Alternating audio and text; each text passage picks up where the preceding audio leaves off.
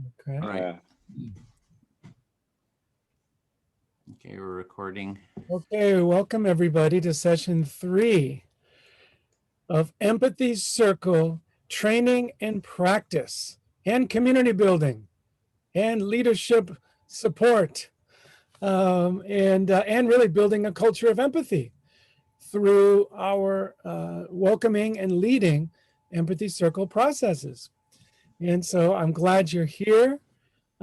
We are all glad you're here as a trainer team. We've been meeting and preparing for today. We're excited about what's in store, particularly all the opportunity for practice, which so many of you enjoyed last time looking at the feedback. And so we are recording for educational and promotional purposes, to let everybody know that.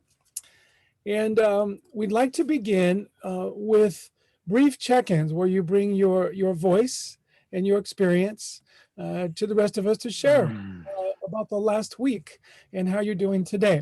And we just want to do roughly 30 or a little 30 more seconds. So what I'd like to do this week is just to give us a moment of quiet as we arrive to connect to ourselves. As we know, self-empathy is really, really important, honoring what's alive for us as we arrive into a new space. So I just want to give us a few seconds, and I'd like to invite you to come along with me, maybe for 20 or 30 seconds, to check in with ourselves. And my invitation is just to bring with me, like I'm going to bring my attention inward to check in with my body. How's my body doing? And also what's happening in my heart. Like, how am I feeling arriving today? How am I feeling? Just answering this question internally, just for a moment, so we can express it really briefly. Am I feeling, something positive, pleasurable, delightful, something is looking forward to, or I'm in a sense of pain or discomfort? Something isn't quite working for me today. That's okay. And then just reflecting on, how'd this last week go? What about the buddy call, empathy buddy call? What questions are up for me today with the empathy circle process? Maybe there's just some learning that I want to mention briefly to the group that I'm really inspired about. Reflecting on these things, I'm going to go ahead and give everybody a chance to express. So just reconnecting to yourself. I'm going to start with participants and invite you to just express yourself for just half a minute, really briefly. And Graham, you're first on my screen, and I'd love to hear from you for half a minute or so over the last week. Questions, anything that's up for you right now. I'm glad to be here, and thank you. And last week has been very, very good. I've had several participated in several groups and several empathy buddy sessions. And this week I'm organizing some empathy buddy sessions, which are actually on very complicated subjects for me, or just new ground, innovation, for example. And yes, I'm feeling good and feeling like I'm growing. So, and I thank this group for that that support. Thank you. Thank you, Graham. Yeah, everybody, that's about the length of check-in that we're going for. So I appreciate that, Graham. Just moving across the screen, Linda, greetings. Welcome, Linda. How are you? And what's up around empathy circles for you? And there we go. Yeah. Hi. Yeah, I'm feeling a little apprehensive about the circle today, because I know that it's going to be we're going to be looking at some challenges. So I'm feeling a little bit nervous about that. In the last week, I've been running just a very small empathy circle with people from my local community. And last week's call was very, very emotional. Very emotional. That's almost a minute there. Just wanted to see if there's anything else you really wanted to express. No, that's it. Okay, cool. Thank you so much, Linda. And we're all listening to each of you. We want to tailor this training to your needs to support you in growing at your pace. So thank you, Linda, for expressing that. Ibtisam, if you'd like to, how are you around empathy circles and the training? You're still muted there, and just in case you're wanting to express, it's okay, we can come back to you too if you're not at your mic there. Okay, we'll come back to you, Ibtisam. Claire, you're next. Hi there. Hi, everybody. It's lovely to see you. Yeah, it's been a really positive week. I'm finding that this training is making me much more patient and focusing on listening much more to other people and hold more space, which is really valuable. And I've had some really positive discussions. I had a brilliant discussion with Michelle in Oregon this week and talked politics. And I'm finding it's feeding into a lot of my discussions around political change, which has been really, really beneficial. So thank you. Thank you so much, Claire. And Rasha, greetings. How are you with empathy circles and the training and anything else? Hey, I'm doing good. I couldn't attend last week's session, and this whole last week has been very, very, very busy for me. I'm doing a second master, so I'm having my exams right now. Today was the last exam, so I was so caught up with that I couldn't have a buddy call. I couldn't really do any circles, but just glad that I'm here. Yeah, thank you.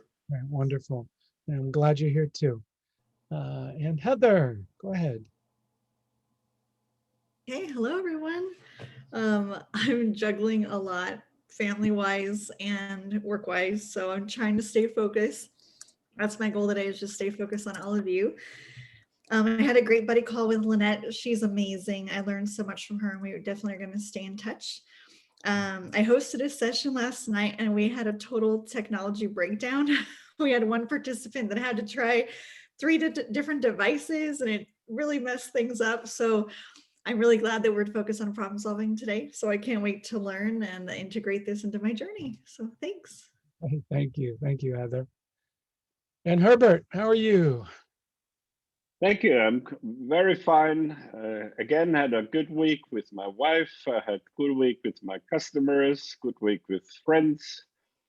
Can't meet them in person, but via this nice video. Most interesting was my empathy launch on Sundays.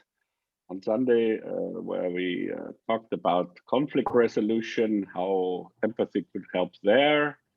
And we also learned where it does not help, where you need more than just empathy.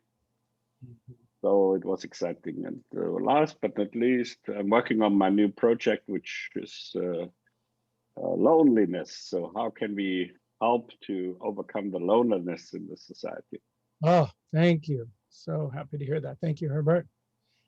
And Celine. Well, I led 2 empathy circles last week, or earlier this week, and I have another one on Friday, and they went really well. The one was, I think there are 5 people, and the second one of the women said that it wasn't really what she wanted. She wanted something that would promote intimacy, and so I asked her, because she had signed up for Friday. She said, "Oh no, I love this and I want to do more and I want to learn more." So it worked out. Thank you. I'm glad to be here. Wonderful, Celine. Great. And Red Dot Foundation, I'm forgetting your name. Please share again. It's been only 3 weeks. Sorry, I should have renamed Elsa. Elsa, of course. Please, how are you? Fine. So yeah, I had a great week. I had a great buddy call with Renee, and I led the empathy circle with my group of survivors of sexual and gender-based violence. They all loved it. So I'm anticipating they will attend many more empathy sessions, not just with us, but with others as well. I circulated all the links, and I'm looking forward to developing my skills. Thank you so much, Elsa. Appreciate it. And Renee. Thank you. Welcome, everybody. Hello. So emotionally, I've been on a roller coaster, up, down, on all around. I've already cycled through several emotions just being here on the call. So it's fun.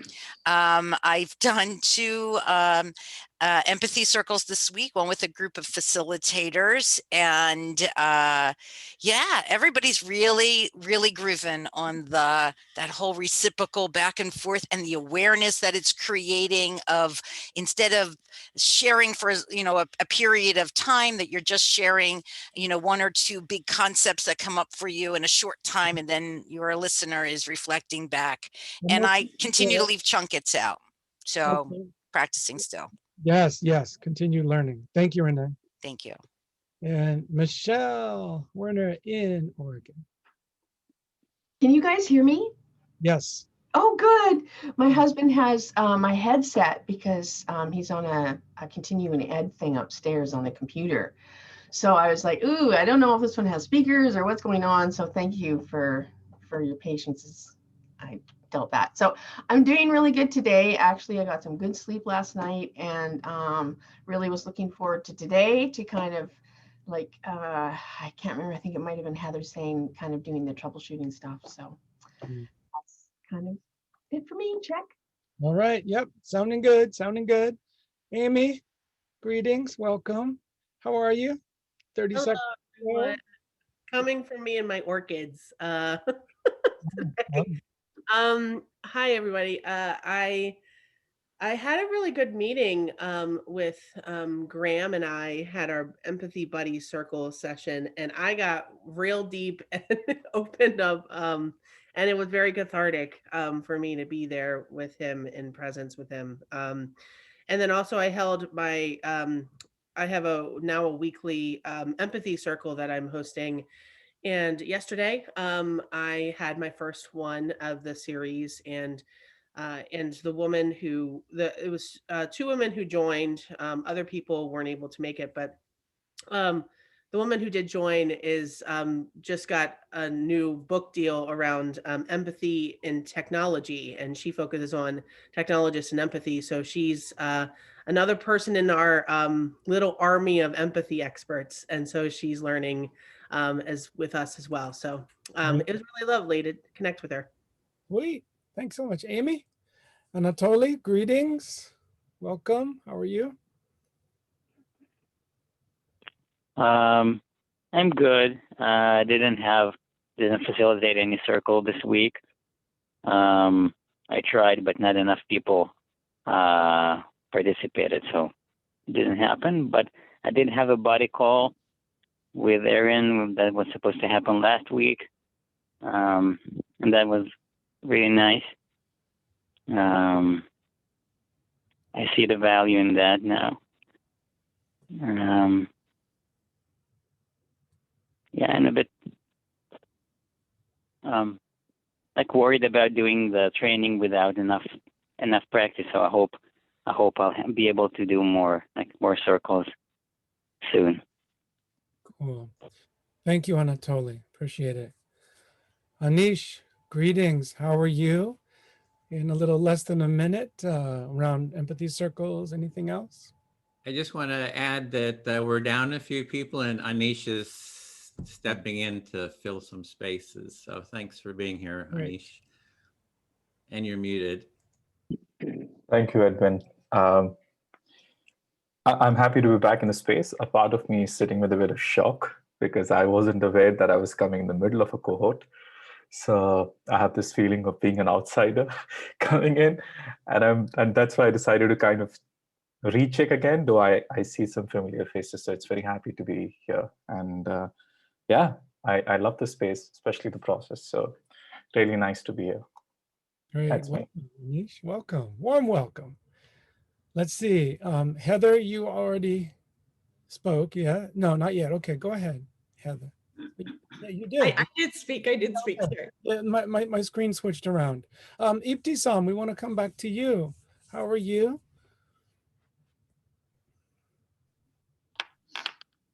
I'm good. I'm feeling a bit panicky in the body. and I'm trying to figure out why.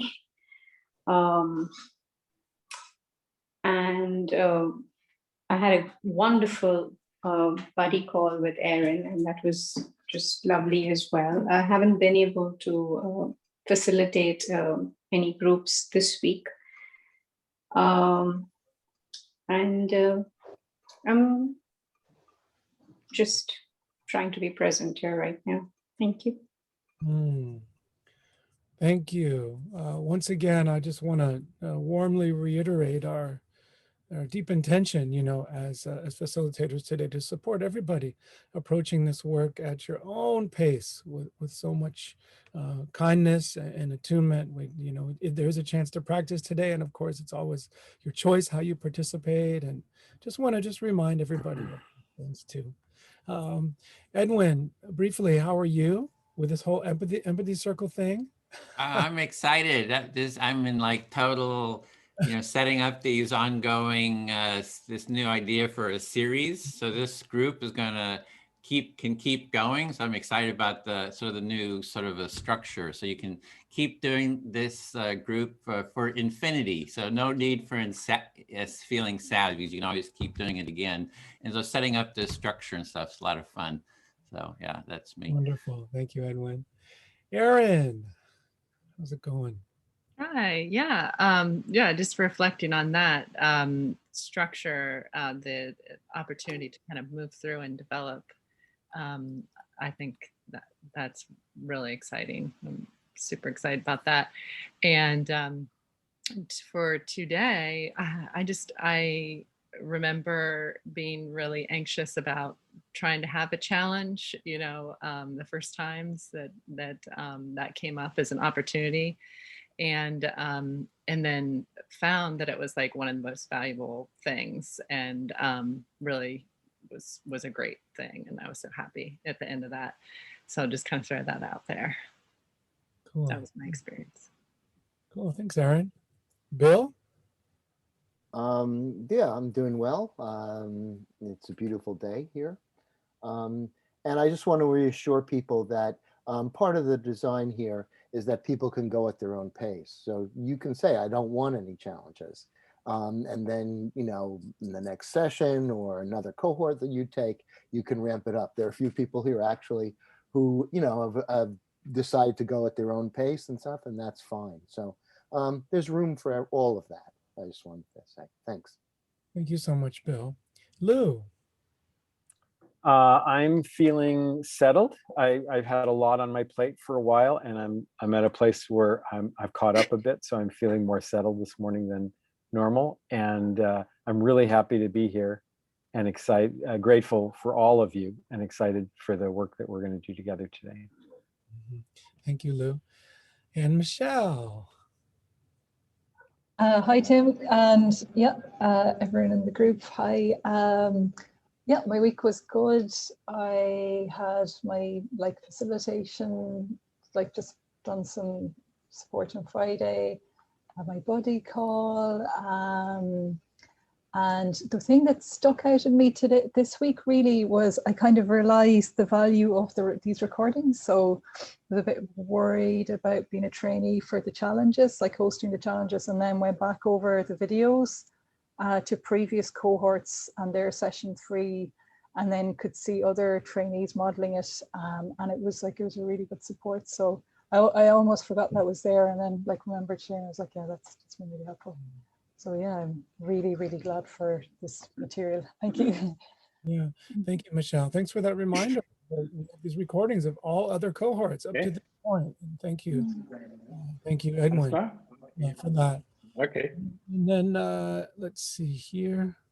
I want to make sure we have some quiet on the line. I haven't checked in yet. Hi, I'm Timothy, and I didn't do a buddy call. I've been so busy, and and I have a little tiny neighborhood group. It was me and one other person again, and it was just wonderful and deep. And I got a new drum set. I have a little electronic drum set, and I'm making music on it, and it's so fun. And I'm awkward, and it's just great. And I'm having all these fantasies of rocking and rolling. And I know music is really similar to empathy. It really connects. So I'm really loving that. Okay, so that's me. Great. So we have been looking at the feedback you've been putting into the form for this training, and I don't know what we call this next segment. I want to name it something. Lose Corner. Lose wisdom. Emporium. Yes. Well, I have been doing this, but it's not always me. So the Yes. idea of this part is to give, just spend a little time responding to the feedback, the questions that people are asking in the feedback forms. So there was, and a lot of these actually are topics that you'll have a chance to kind of learn something about in the circles today, because the idea is to have things happen in the circles. You know, when we use the word challenges, it isn't that we're trying to do something to you. It's more like, what are the kinds of things that typically happen in circles where people misunderstand, or they really don't know how to participate, or they're emotionally charged or something like that. And that, what are you going to do as a facilitator when that kind of thing happens? And so that's the thing that if you're feeling ready for, the instructor in your room can provide some of those so that you can see how to respond to them. Anyway, so some of these things that people ask questions about are in that category. So the first one was about what do you do with someone who's refusing to follow the process? And that happens. People object to the process because it isn't a normal conversation process, and that's something I often emphasize when I'm introducing the circle, so that people are aware of the fact that what they're going to engage in is not normal. It's kind of unusual, and it might feel weird. And so one way of dealing with that is just to acknowledge that, yeah, this is different and it's an experiment. Try it out and see what happens. There are benefits to doing this. You might be surprised at what happens. And I'd say the other part of responding to people who are objecting to the process is just to try to get really clear about what you think the benefits of doing the different things that we do are. Like, why do we respond? Why do we reflect just with reflecting what we're understanding and not questions or all the other things? Why do we do that? And or why does the listener become the speaker? And why do we move around the circle so everyone has a chance to speak? There are benefits to that. And when I'm trying to respond to someone who's objecting to the process, part of what I give them is why it is the way it is, the benefits of doing that. And if they don't believe that or they don't like that, I ask them to experiment. You know, it's an experiment. Try it and see what happens. What about a situation where the participant is just like in their head and they totally miss what the person is saying? This is the reflector. And I would just say, you know, as a facilitator, you want to be guided by how is the speaker responding to what the reflector is saying. So you may have your own judgments about whether it's a good reflection or not, but how is the speaker responding to it? And if the speaker doesn't correct them seems uncomfortable, then as the facilitator, you want to maybe provide the reflection that's missing, the understanding that's missing. The difficulty in keeping track of everything, that's totally normal when you're starting, you know, listening and who spoke and the order and keeping track of the time and all that kind of stuff. It's hard to do all that at once. And just know that with experience, as you do it, you'll get more comfortable with doing it. It's like driving. When you first start to drive, there's a million things to pay attention to. And after a while, you know, you're not even aware that you're tracking all those things. That it'll come. How do you deal with the awkwardness if deep emotion is expressed by one person and then it goes on to the next person in the circle and they want to talk about something else? And it's like, isn't that awkward that here someone has shared something really deep and then the circle moves on? And I just want to say that, so I think if that happens, you can acknowledge that as the facilitator. If someone, it's at the end of their turn and they've expressed something really deep and you get a sense there's really a lot more that they might want to say, or you get the sense that others in the circle are maybe having a big reaction to it, maybe you yourself are, just acknowledge that and say, you know, thank you for sharing that. That was very emotional. People may be having feelings about that, and fine, that's fine. Everyone's feelings are welcome. Expressing strong emotion in the circle is definitely welcome. And if you're having feelings about that, you can talk about it when it's your turn if you want to. And then just encourage people to breathe if they're having a lot of feelings, and then move on. Having confidence that, things will be okay. The circle doesn't have to come apart, and we don't have to let the person who's having a lot of emotions take over the circle because, they need to be rescued or taken care of in some way. They have their time to express what's going on with them, and what's going on with other people is important too. It's equally important.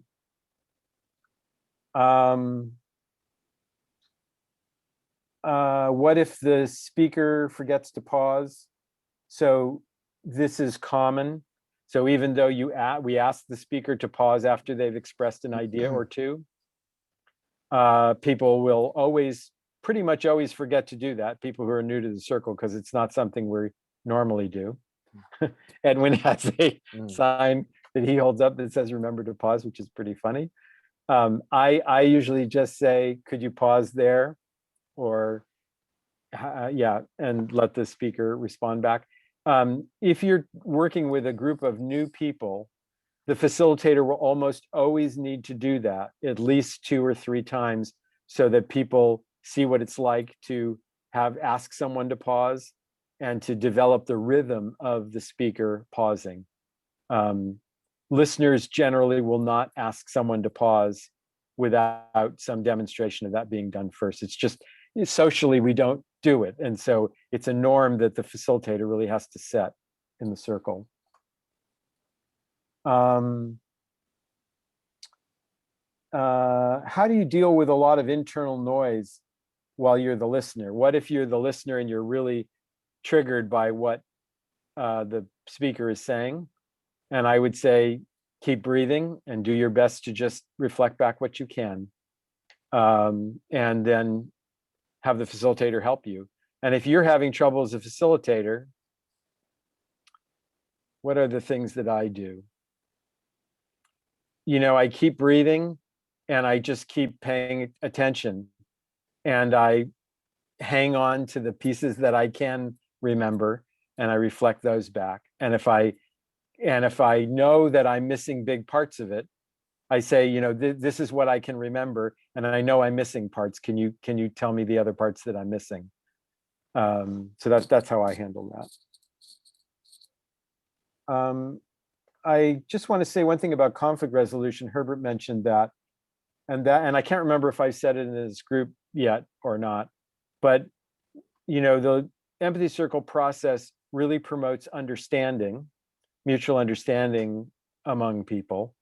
Conflict resolution usually requires mutual understanding and then some kind of agreed action. And while agreed action can come spontaneously out of an empathy circle, there isn't a specific portion of the empathy circle that focuses on that. So if you're trying to do conflict resolution, you have to bring that in specifically as a question to the circle.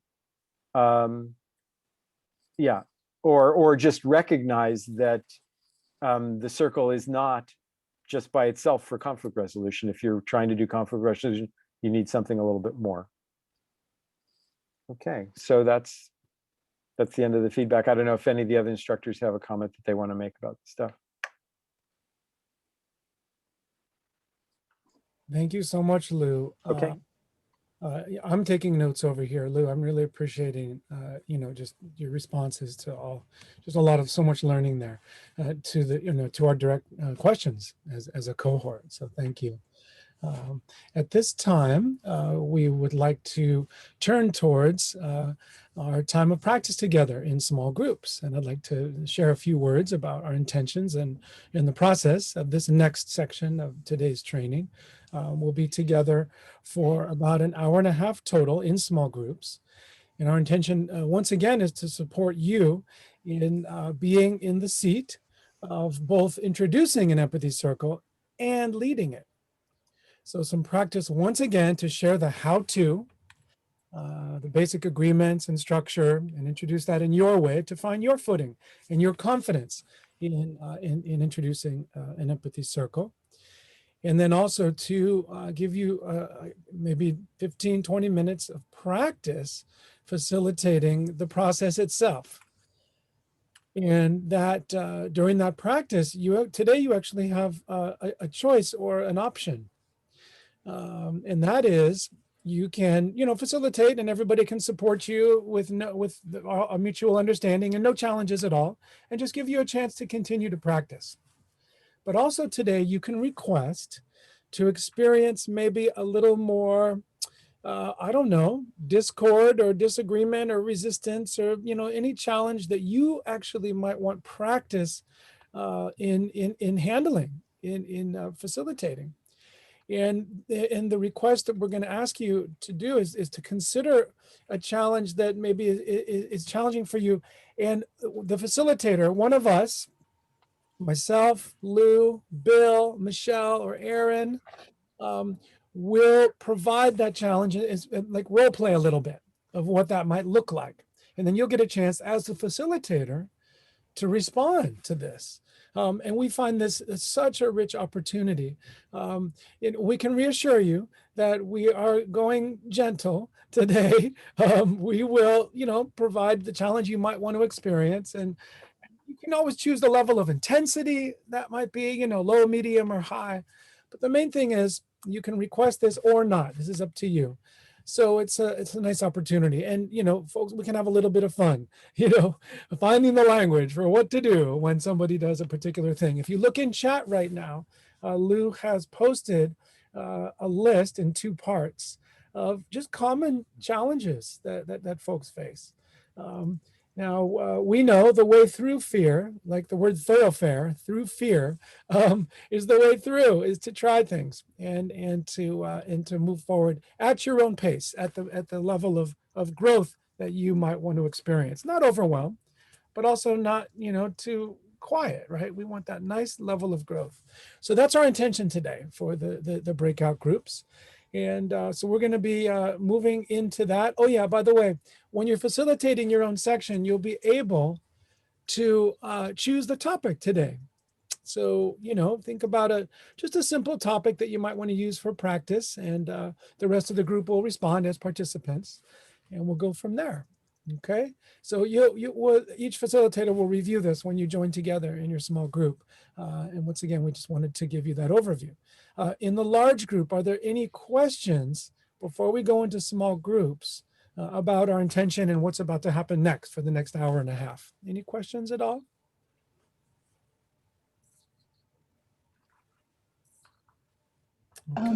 Tim, would you like us to repeat to practice the introductions as well, or just the challenges? Yeah, this week we are requesting, if folks want to have a chance to practice an introduction, an opening, and a how-to, a brief talk at the beginning of a circle. Yeah, I find that helpful. Okay, thank you, Michelle. Okay, so Edwin is working on the breakout rooms. We're about to launch. Okay, so we have our rooms. We're down 1 person, so you'll be 1 down in Lou, but I'll join your group. Okay. So here we go. See you in the breakout rooms. You have an hour and 25 minutes. You got to do this. Have fun. Here we go. See you there.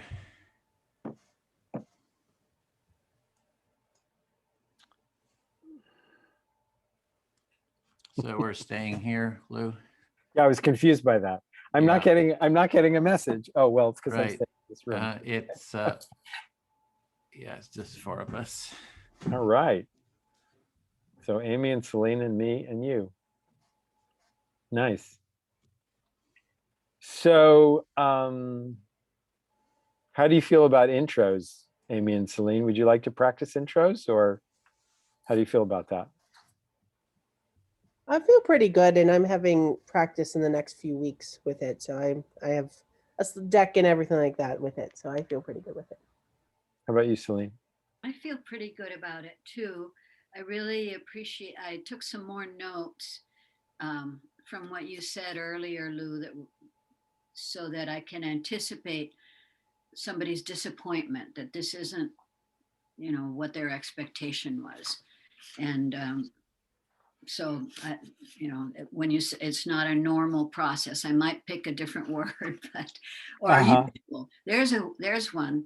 It's not maybe a usual kind of group conversation. So, you know, meet them ahead of the moment of complaint. Right, right. Okay.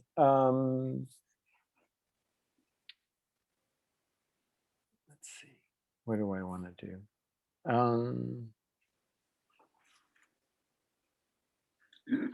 So Amy, have you heard me do an intro before? Yes, I think you were in a session. We were in a session before, but I'm happy to listen. Okay. No, it's okay. I know Celine has, but I didn't know if you had. And I just thought maybe I would do one just if the two of you hadn't heard it before, but you have, so that's fine. Yeah. So let's just practice facilitating then. Let's do, really there are two of you. So let's do 30-minute turns. And you can let me know if you would like challenges, and the topic is up to you. Who would like to go first?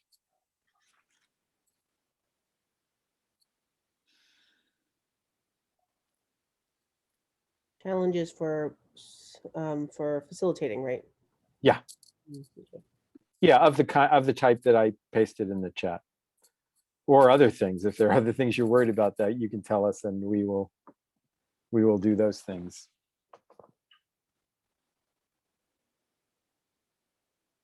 I'm like reviewing the list right now, so. Sure. And one thing we could do, because we have a small number of people, is I could take a turn too, and you folks could throw things at me, and you can see how I respond to them. Yeah, that sounds good too. So I see a couple of challenges that I'd like to work with. One that I had, which is this, I want a natural flow to the conversation. I thought, you know, oh dear, she'll never try this again, but I was wrong. Yeah. That was one of the things. And I have a small group on Friday that supposedly one of the people has become involved in QAnon. So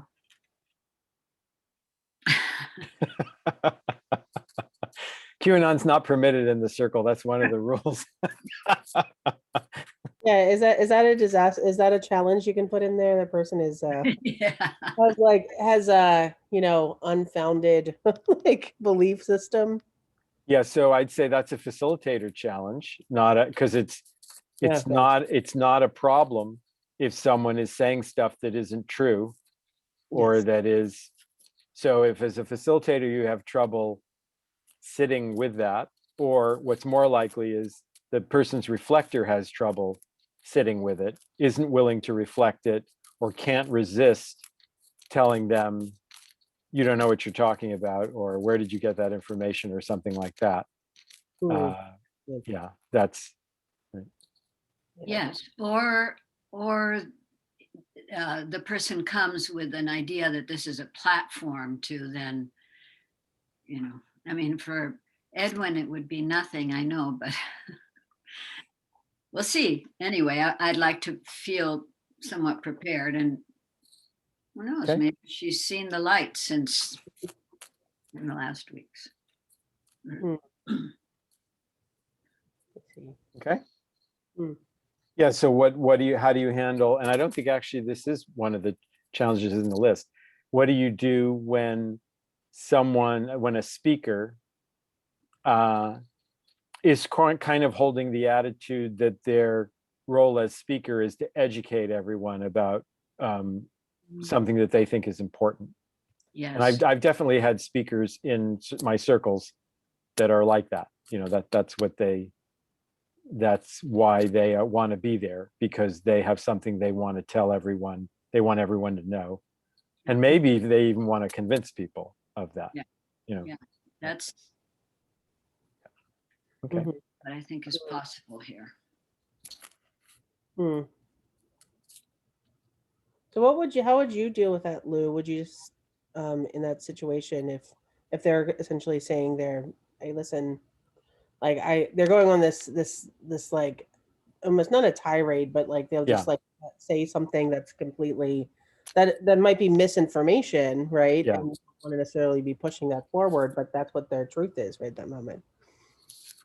Yeah. So, you know, the process is that they get reflected back for what they are saying, and that's it. Now, when it's their turn to speak, other people can say stuff about what the person is saying. And that's certainly what I would say to someone who's objecting or trying to correct the person or whatever, that I would say, well, you know, if you have feelings about what's happening, you can what the person's saying, you can certainly talk about that when it's your turn. The speaker can say whatever you want when it's your turn. And the person who's trying to educate everyone, they may be influenced by what people are saying, or they may not be. Yeah. Oh, one point, Lou, your microphone is rubbing against your lapel, so it kind of makes a bit of a rustling sound. Yeah, there we go. Okay. Thanks. Yeah, and it's probably better to do it than to talk about it. Yeah. So yeah, so I mean, I don't object to talking about it a little bit, but it's going to be, I think it'd be more instructive if we do it. So does someone want to start? I actually act it out. Yeah, or just start facilitating, and some of the things we talked about, I can do some of it, or Edwin can do some of it. I'm willing to start. I'm willing first. Okay. And I'll keep the master time of 30 minutes, and then you'll keep the individual time of speakers, because it's your circle. So the topic is up to you. And topic is what's the best way to make a flower arrangement with daffodils? Okay. And I normally in this kind of practice, I recommend that the facilitator stay out of the speaking rotation, because it gives you more opportunity to facilitate. But that's really up to you, because facilitation usually happens between two other people. But it's up to you. It's your choice. Oh, thank you. Because I was thinking that I would be demonstrating how to listen, because they haven't experienced it. But you can. Yeah. I mean, usually the intervention happens between two other people. Interventions between a speaker and the facilitator are less, you know, well, it's not that they don't happen, but it's like you're facilitating yourself. You know, you're advocating for yourself as a speaker, or you're dealing with your own internal challenges as a listener, but you're not generally intervening with others when you are if you're the speaker. Okay. The other thing I suggest is 3-minute turns, because that way then you get more transitions. But again, these things are up to you. Those choices are up to you as a facilitator. Okay, thank you. Okay. And so how many minute turns shall I do now? I would suggest 3, but it's up to you. All right. All right, it's your circle. Okay. So hello, everybody. We are here to enjoy an empathy circle together. And I have given you the introduction. And we are going to be taking 3-minute turns. And the topic will be whatever is alive for you that you want to talk about now. So who will be the first speaker? I can be. Oh, great. Thank you, Amy. And you get to choose your listener. I'll go with Lou. All right. Okay. Okay, go ahead. You can start. All right. Yeah, I think I'll save this for a question for later. But yeah, well, I'm really excited in DC today. It is like 61 degrees, which is like usually it's like twice the amount of the temperature in Fahrenheit in DC at this present day. So it's like weird, but also on days like this, I'm like, climate change is happening. So that's one thing that's popping in my head right now. So it's really hot where you are, and it's making you think a lot about climate change. Yep. So yeah, and I have in my apartment, I have like windows on every wall, and so it's nice and bright in here, and that makes me happy today. Yeah, so you have a lot of windows in your place, and so there's a lot of light coming in, and you like that. Yeah. But I also have a challenge because when it's rainy and not so nice outside, which has been lately, it really affects my mood. Yeah, so your mood is affected a lot by the weather, and when it's rainy, you are not happy maybe, and when it's sunnier, you're happier. Yeah. And as far as that's what's happening for me today. And like I also I don't know, I've been really affected with being in COVID, having the COVID be a experiencing this through being inside every day. And I'm excited. I want to go for a walk. I will be going for a walk later today. But anyway, it's just like I don't know, that's been on my mind today. Yeah, so COVID, another thing that's on your mind is COVID and how much you've had to be inside because of that. And that's hard for you, it affects you. And you are thinking about getting outside today, maybe taking a walk later, because you think that will help. Yeah. Yep. Yeah, I think I'm despite it being sunny outside and it giving me like energy, I still feel kind of like a lethargic today and just taking the day as it comes. Yeah, so you're noticing your body and your energy, and you feel kind of lethargic, and despite the fact that it's sunny, and so you're just noticing that. Yep. Yep. And it's hard to get motivated a little bit today, but I think that I've hit my motivation so far. Oop, time. Yeah, so you're saying that you're trying to get motivated today, you're feeling not terribly motivated, and you're trying to connect with some desire or some energy.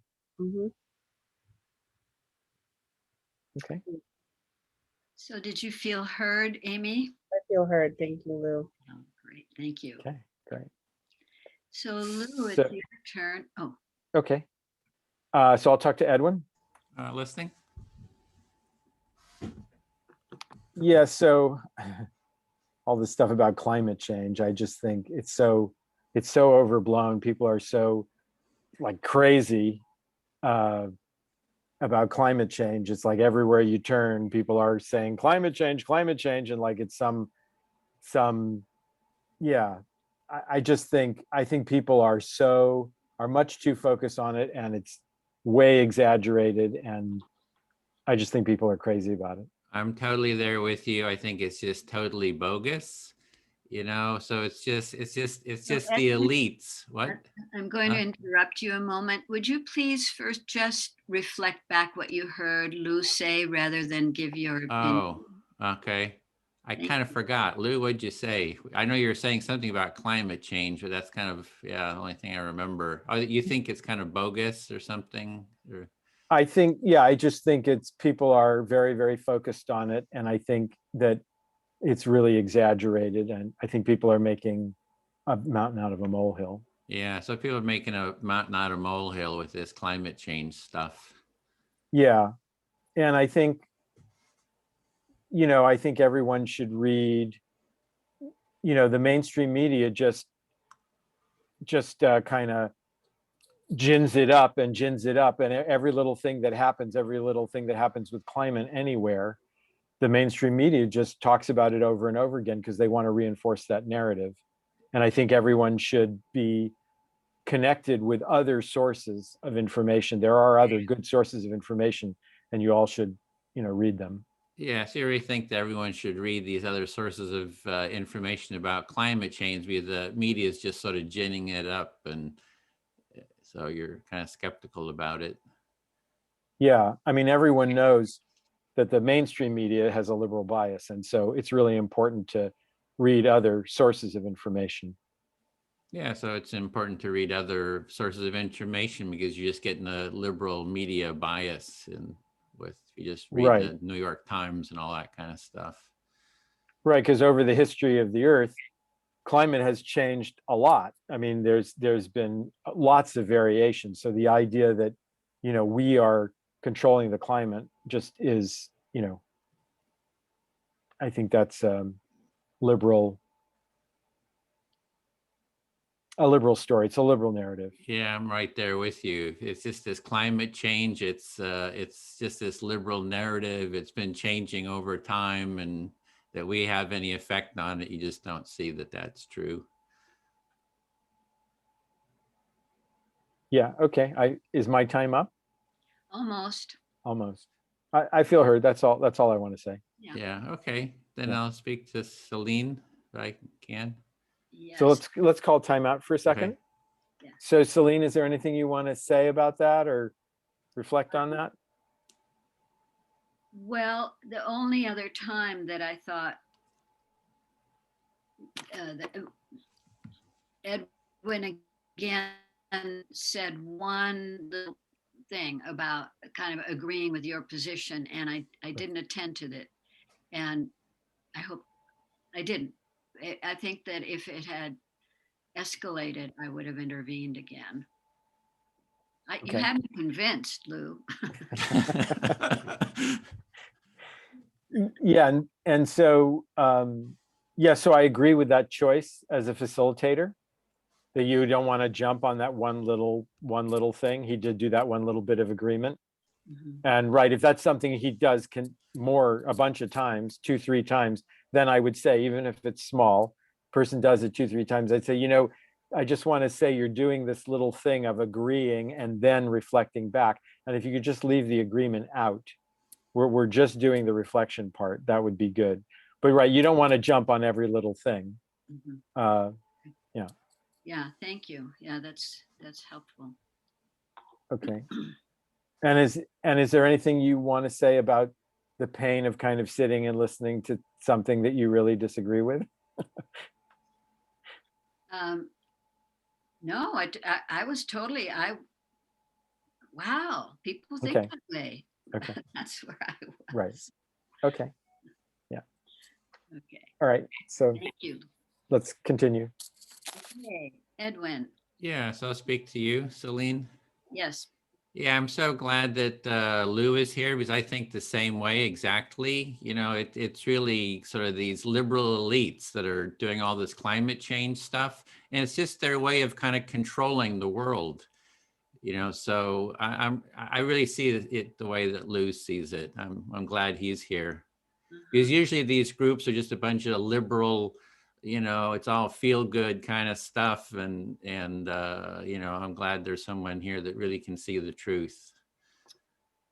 So you're really glad that Lou is here and that he voiced his perspective on this situation because you agree with it. And you agree that there are liberal elites controlling the world, and in these groups you generally expect that it's going to be full of these kind of liberals, and so it's comforting to you to hear an opinion that you agree with. Yeah, because usually these empathy circles, it's all these liberals, you know, it's all feel good stuff. Let's get into our feelings and all that kind of crap, you know, and they don't talk about real stuff. It's just like kind of feel good stuff. So, yeah, so it's good to have a real man in the house here. Oh, Buddy Lou, a real man, not one of these wimpo liberal, you know, pansies that we see all the time. So you're really enjoying having Lou be part of this circle, because you think of these empathy circles are just full of these feel good, wishy-washy liberals, and Lou represents something that you value, which is to be a real man with real opinions that you support. Yeah, I can see through all this hogwash, you know, because it's like, I mean, there's so many people, I hate to say it, but Amy is just like a tool. You know, if you're familiar with the term tool, it's like people just pulling the strings and the tools just kind of do, just, you know, just kind of, you know, they're kind of naive, you know, they're sort of naive and they just get manipulated by the powers that be. And that's what climate change is really about, is, you know, kind of manipulating people. So what you're seeing is that all these liberals are actually tools and they don't realize it. Even Amy here has been convinced of this, these stories about climate change that for you are not real and not helpful. And you're enjoying being with people who think the way you do. Yeah, I mean, it gets me so angry, just the stuff I see in the New York Times and on the media. The media is like totally controlled by the liberals. Yeah, I mean, it's like, okay, I could go on and on about this, but yeah, I'll stop. Yeah, this is an important topic for you. And you get so angry when you see the liberal media like the New York Times going on and on about these subjects and from the wrong perspective. Exactly, you got it. Thank you, Edwin, whatever your name is. So I want to call time out again. So, so Celine, you did a great job of reflecting him back, even though he was saying actually a lot of very judgmental things, but just kind of staying with what he was saying and reflecting them back. I do think, you know, so something that I noticed or I recognize that I do in situations like that is I try to reflect back the values and what I would call the feelings and needs that the person is expressing without repeating the judgments, which actually you did pretty well. But for instance, the part where you included Amy, his reference to Amy, I probably would have left that out, his reference to Amy, because what's important is how he's feeling and what he thinks. And the fact that someone in the group he identifies as that is not as important.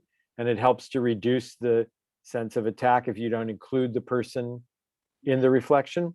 But I'm also curious to hear Edwin's thoughts about this. I've had mixed learnings about whether it's actually better to reflect the judgment itself or whether to just reflect the underlying feelings and needs and leave the judgment out. On the one hand, not repeating the judgment helps the person connect more with what's actually going on inside them and separates them from their judgments a little bit. That's I believe that. And I think that that's true. And in a way, it also gives them another way to express themselves without their judgments, because they've heard it back without judgments, without their evaluations of people. But it is not reflecting back exactly what they're saying. And so I think I've experienced other times that actually reflecting back the judgments that the person is holding actually helps them let go of it a little bit more. So I don't know. I'm curious your thoughts about that, Edwin. Yeah, I thought you said it well. I tend to do the judgments because they feel it's expressed, and that's almost like once it's expressed, they almost go below the judgment to the next level too. So, okay. But maybe a little bit of the judgment and a bit of what's underneath too. Yeah. Okay. It depends on the context. I got a question about that Yeah. particular scenario too. Is that like, for example, I know Edwin was playing a role and he was like calling me out, but you know, I also think about the person that's in the circle. How do they feel about this? Because, you know, that's not part of like what we want to create. And so it might scare people off, or it might just be like, it might just be very offensive to them. So, you know, how do you address that, like, as, you know, with the person and, you know, in the moment afterwards, or what? So there isn't a rule about that you cannot say things about other people in the circle. We generally don't try to control what people say Okay. when they speak. Okay. Something that happens in the dynamic of the circle is that, so if this circle's going, one of the things that's going to happen is it's going to come back around to you. And you're going to get a chance to say how you feel. So if you're hurt or offended or whatever about what the person said, you can certainly express that. And you can talk about them. And the other thing is that a person like Edwin or my character who is expressing whatever our judgments or whatever, and they were reflected back by someone who doesn't necessarily agree with them. And so the opposite is going to happen, which is they're going to have to reflect back what you are saying to them. And so there's a balancing that happens. And it's also what happens when you get reflected back by someone that you know disagrees with you, and they're actually listening to you pretty carefully and reflecting back very accurately what you're saying. There's a shift that happens as a result of that. But it does take, you know, at least one trip around the circle, and usually it's more like 2 or 3 trips. So it's usually like by the end of the empathy circle, people are actually beginning to hear each other and beginning to have some kind of shifts inside, because wow, you know, these people that were very different for them and they maybe had a lot of judgments of, all of a sudden, like, they are listening and they understand me, and I'm having to reflect back them. So that it takes a while for that to happen. And I haven't been in a circle yet where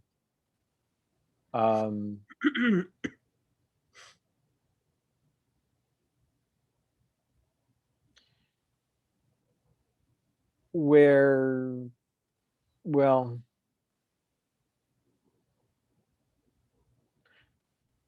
I haven't been in a circle yet where someone says, hey, you can't say that about me, or you know, because we lay out the rules of the circle to begin with. Yeah, so yeah, do you want to say any more about that, Amy? Well, I think this gets to like just a question that I was having earlier, but I was going to wait till my turn to do it. But yeah, I can now, since it's kind of intersects with this. I'm part of a 12-step program called Adult Children of Alcoholics and in dysfunctional families. And one time, this was after I had been. This is when it was a political thing, and I was talking about my experience and my own the fact that I was let go from the Trump administration for speaking truth to power. Right. And there was another person in the room, right? And in ACA, you actually don't. There is a rule in there where you don't speak back to people, right? You don't mention people's names. Like that's a big rule there. So it's talkbacks, and so like this person was so offended that later on in the conversation he started attacking me because that my belief system did not work with his. Yeah. And it got to a point where everybody was in the room and in the circle was like, this is not okay, you know, like you can't, like, you know, like you are, you know, you're out of line. And it wasn't just the facilitator for the day, but it was like other people were like, this is not what we do here. Yeah. And in a way, like I could feel that the community was there for me, even though I was being personally attacked. Right. Right. So I just, that was a personal experience that I had. I have not seen that ever since in any of my other meetings, but it just was a visceral reaction on both of our parts. Yeah. Yeah. And I think, I think as a facilitator, I would watch what's happening in the circle. So the circle is amazingly self-corrective. So, if somebody said something about you, chances are someone else in the circle actually is going to say something about it when it's their turn to speak and express care for you and express concern about the person expressing themselves the way and asking that they express themselves with more care, and, and that the person actually might correct them, they might adjust how they're speaking. I do think as a facilitator, if I think that things got really out of hand, then I might ask the person to express them. Can you express yourself without referring to other people in the circle? Is that something, could you please do that? I would make that kind of request.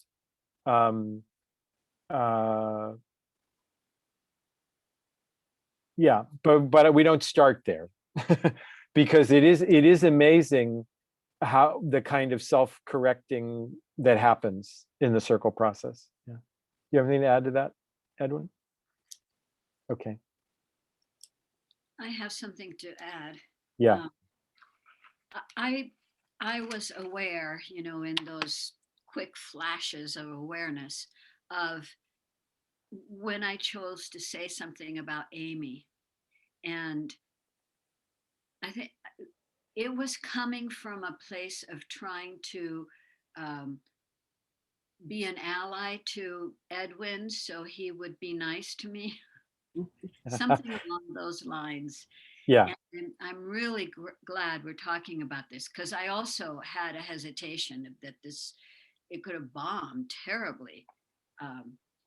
So I'm really glad to have this discussed. But because I remember, how you do in these, like, hey, am I really doing this? But I realized it was about that. And in terms of feelings and needs, I think I said a couple of times what I wanted to say with Edwin was reflect that he was so glad to have another guy in the circle who thought the way he did. Right. Companionship. Yes. And I'm hoping that would be enough. Mm-hmm. Yeah. So I'm watching my way I can't say unconscious, but my way of trying to manipulate things so that it'll be comfortable for me. So another learning. Thank you. Well, and so I want to say something in response to that. So one, I want to be clear. I wasn't saying that it was wrong that you included Amy in the reflection that you did back. It's something to consider, not including that in the reflection, or you could say people like Amy. Yeah. To help loosen it a little bit, loosen the connection with the person, because this speaker happens to be connecting that with the person, but it's really just what's going on inside them. The fact that it's connected to the person isn't important. The second thing I want to say is that the goal is for everyone to feel heard. And that's what I see that you're doing when you're reflecting Edwin. You're trying to make sure that he feels heard. And that is the goal. And if everyone in the circle feels heard, then chances are the circle's going to go well, even if the topic is difficult or the way people are expressing themselves is difficult. People are experiencing that as difficult. Yeah. Yeah, for me, it felt good to be able to express the anger and for that anger to be heard, right. So it's like that kind of helped kind of connect me actually to everyone. Yeah, and it'd be very interesting to see what happens for a person like Edwin's character when they get around to the second round and the third round, whether anything inside him shifts. And generally what happens is people that come in with a lot of energy like that, if they get reflected on the second, third, fourth round, their energy is a lot lower and they're being actually a lot more thoughtful in what they're saying. Mm-hmm. Okay. Yeah. Okay. So you still have more time. Okay, so so I'm the speaker now. Okay. So Amy, would you listen to me? I would gladly do that. So what I'm going to talk about is I'm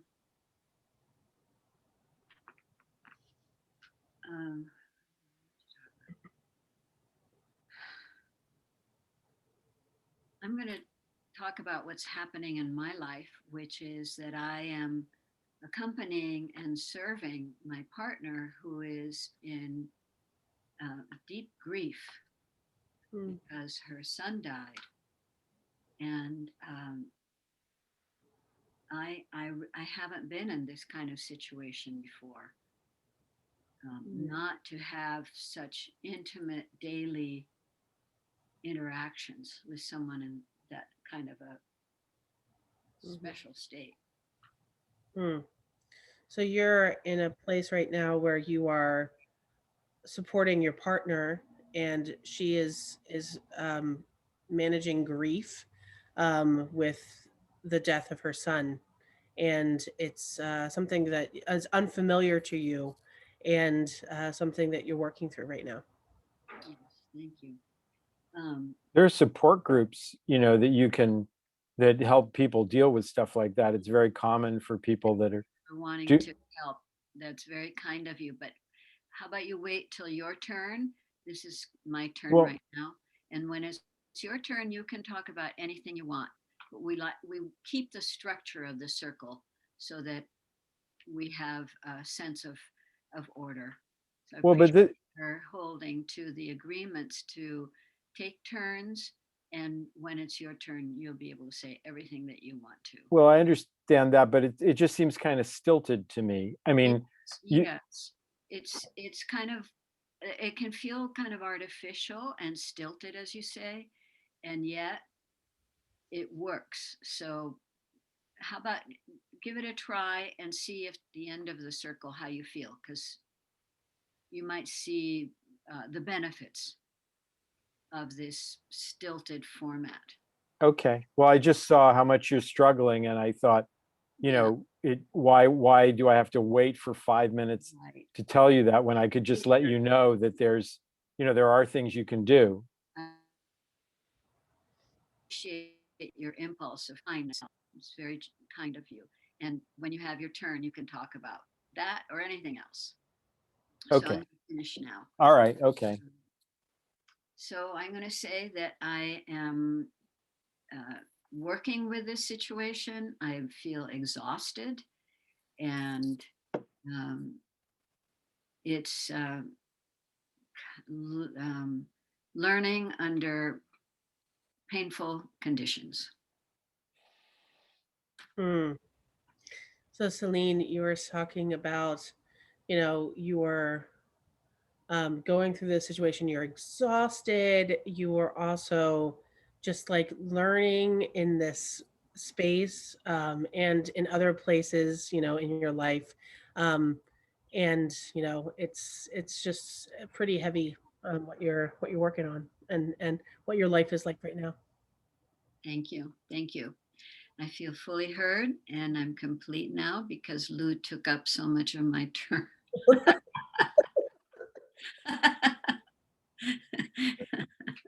So how are we doing, Lou, with the time overall? So your time is just about done, and that is the reason I jumped in with that, because I know you wanted to practice that, and you were almost out of time, so I thought I'd give you that. So actually, let's just talk about that for a minute. Yeah. So I love the way you responded.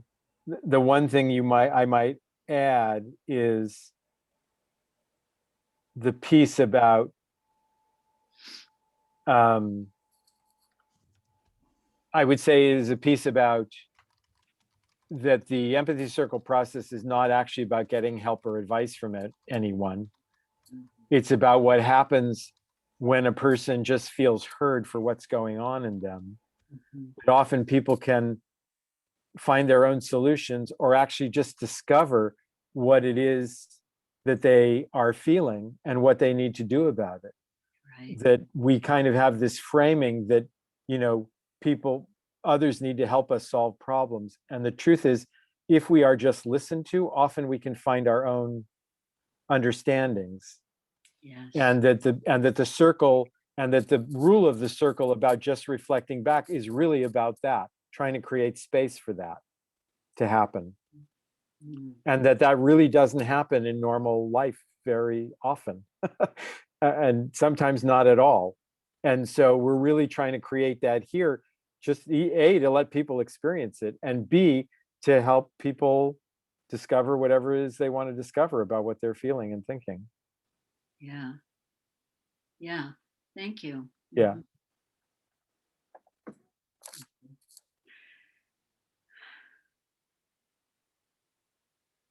Yeah. In an NVC perspective, I talk about respect. I respect your capacity to handle your problems, issues, etc. And from a 12-step perspective also, I go there. But I don't know that I'd want to bring that word in, because I think it might stimulate, oh, I feel a lot of respect, or that's why I want to help, you know, kind of. You know. Well, you could be respecting the process. Yeah, but right, having confidence in people's ability to do that. I mean, the truth is sometimes we do need other people's experience. People do want advice and ask for advice, and they do that when they're ready to do that. And often, you know, the mistake that's made is that advice is offered too quickly. Yeah. You know. Yeah. Thank you. Yep. Good. Okay. So, Amy, you want to take a turn? I'm ready as ever. Okay. Would you like some challenges? Yeah, you can throw a couple at me. Okay. Any particular things that you would, areas of concern or things that you would curious about?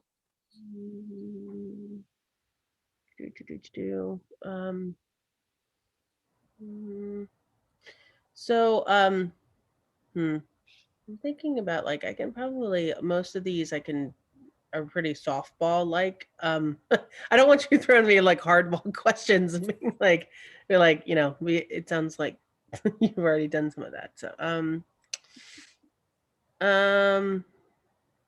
yeah, you can throw a couple of them at me. Okay. None of them really pops out at me right now. So okay. All right.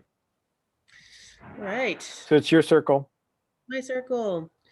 Okay, so I've already done the introduction. Welcome. Thank you, everybody, for agreeing to the terms of the circle here for today. I would love to have a volunteer start us out today. Does anybody want to start? Celine, did you say you want to start? No, but I'm willing. Okay. Tricky. No, I thought you actually were raising your hand, but anyway, but you can go again if you'd like. I mean, I don't want to force you to do it. No, it's just that's what happened to me. Nobody wanted to start, so that. Oh, got it. Yeah, it's always hard to get started. It's like who's gonna start? It's like there's always this pause, like who's gonna start? Yeah. Haven't you experienced that too, Lou? That it's always this thing about getting started and like how are you gonna get started? And then there's this big discussion about how to get started, and it just kind of goes on and on like that, doesn't it? It's like, yeah, it happens all the time. No one knows to talk about. Right. Yeah, it's hard to know what to talk about, right? It's like, how do we, you know, what are we going to get started? And everybody's kind of like worried about it. And, you know, so then there's a big discussion about it and it kind of goes on. And yeah, it's like, hard to decide who's it going to be. Yeah, who's it going to be? It's like, you know, there's a whole kind of a philosophy around what's it going to be and how's it going to get started, and there's all kinds of dynamics. There should really be like a research project done about how do we get started with. So time out. So halfway, I was like, am I like in the circle and are we doing this, or are you just like? So I was so actually Edwin is doing something that I have seen happen in circles that's not on the list. Okay. Which is that people actually start without saying that they're going to start taking a turn. Yeah, because there's awkwardness and and somebody just starts talking, and then as a facilitator, you can recognize the circle is starting and then say yes, and then ask the person to pick a listener kind of thing. So that's what he was doing. Yeah, I didn't know if it was instruction or. Yeah. Yes, right. I know. I could tell. That's why I called it timeout, because I definitely felt that happening. There's another aspect there is if you leave sort of a space like, oh, what are we going to do now? You're not keeping to a strict structure. I've seen where there's an open space like, oh, how much time are we going to take, or what's going to be the topic, or I think Celine has started making some comments, and then somebody else makes a comment, and you just sort of break out of the whole structure. So I'm like, we have 3 minutes. Here's the topic. Who's going to start? So like without a little discussion, because that little discussion can just blow up into a whole huge discussion like it just happened. So that was the other thing that I was trying to. I was like, what do I? Right. Yeah. And usually like when I'm doing empathy circles, I usually have a theme. And so like, I mean, I also say whatever is alive for you too, as I've been doing that. But also like some people, like when I have a theme, I like having that because it's not necessarily I'm controlling things, but it's the fact that, there's a theme and people can latch on to something, right?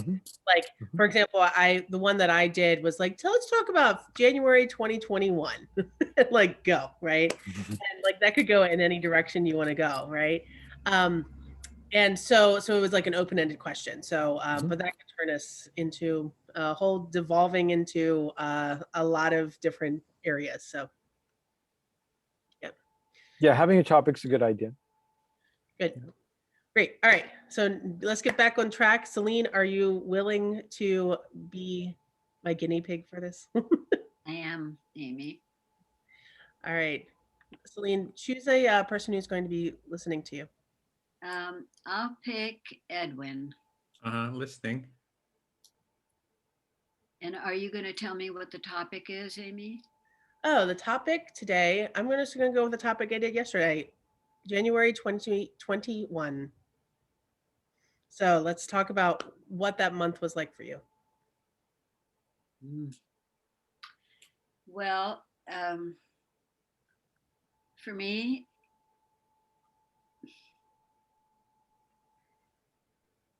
mostly, well, I'll say relief and horror at the same time. So I'm hearing you felt relief and horror for January 21. I support the current guy, any current guy really.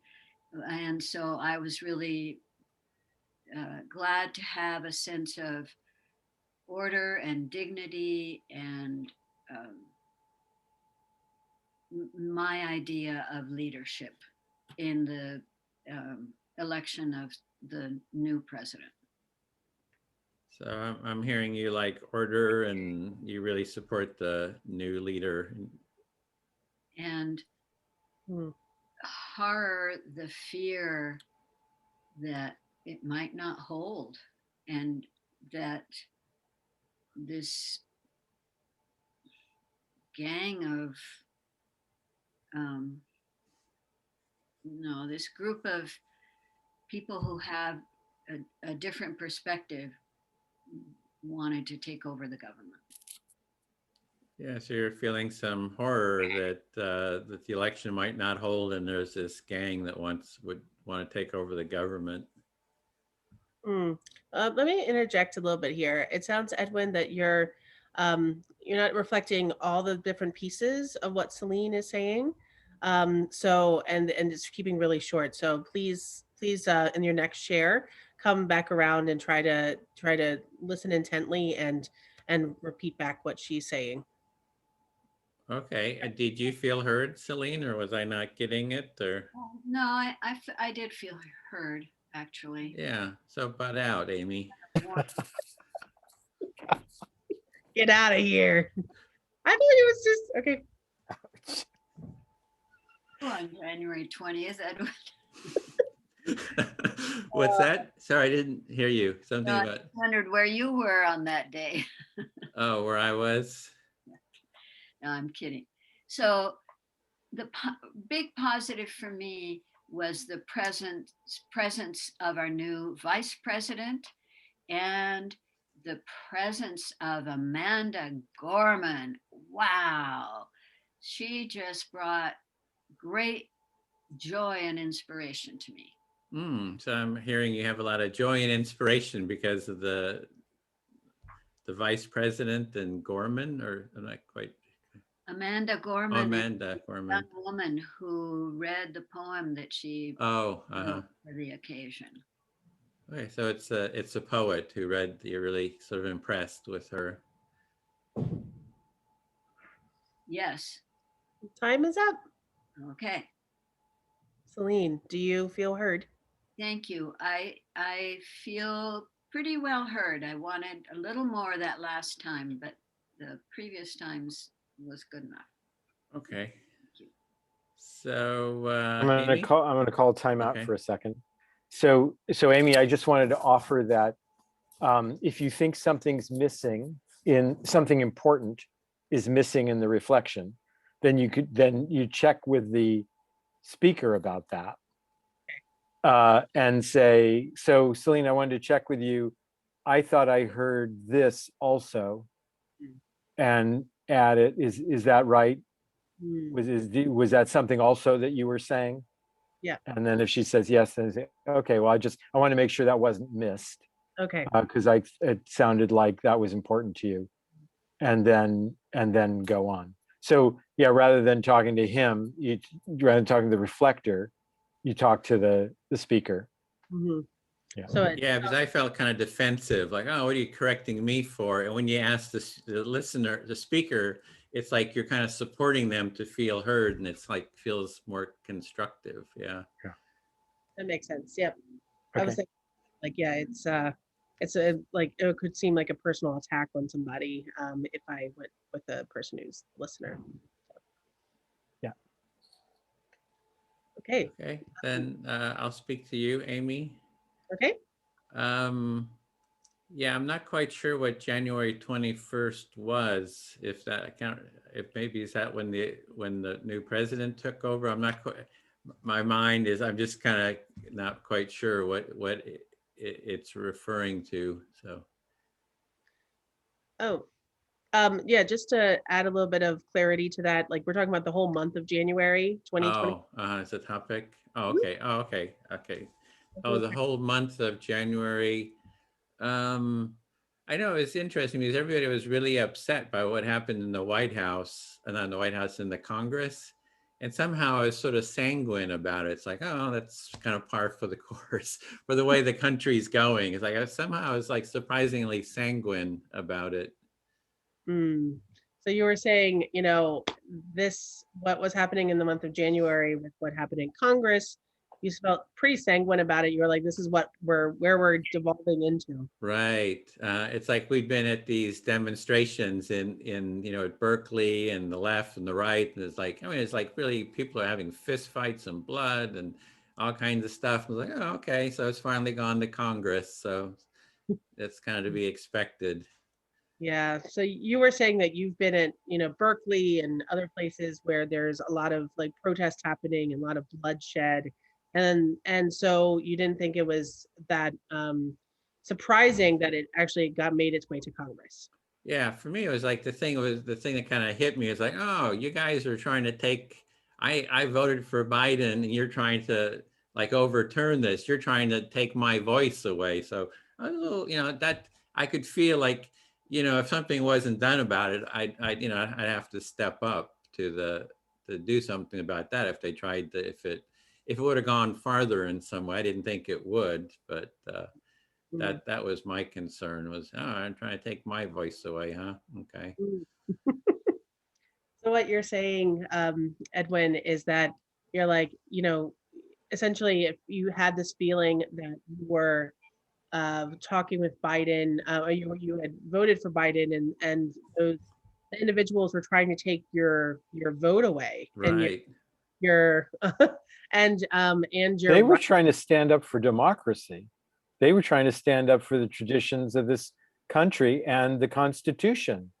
Hey, Lou. That's what those Yeah, I people don't were really there think doing. so, Lou. I don't think so. I It's can't like, sit here and listen to this. This is like Lou, fuck off, Lou.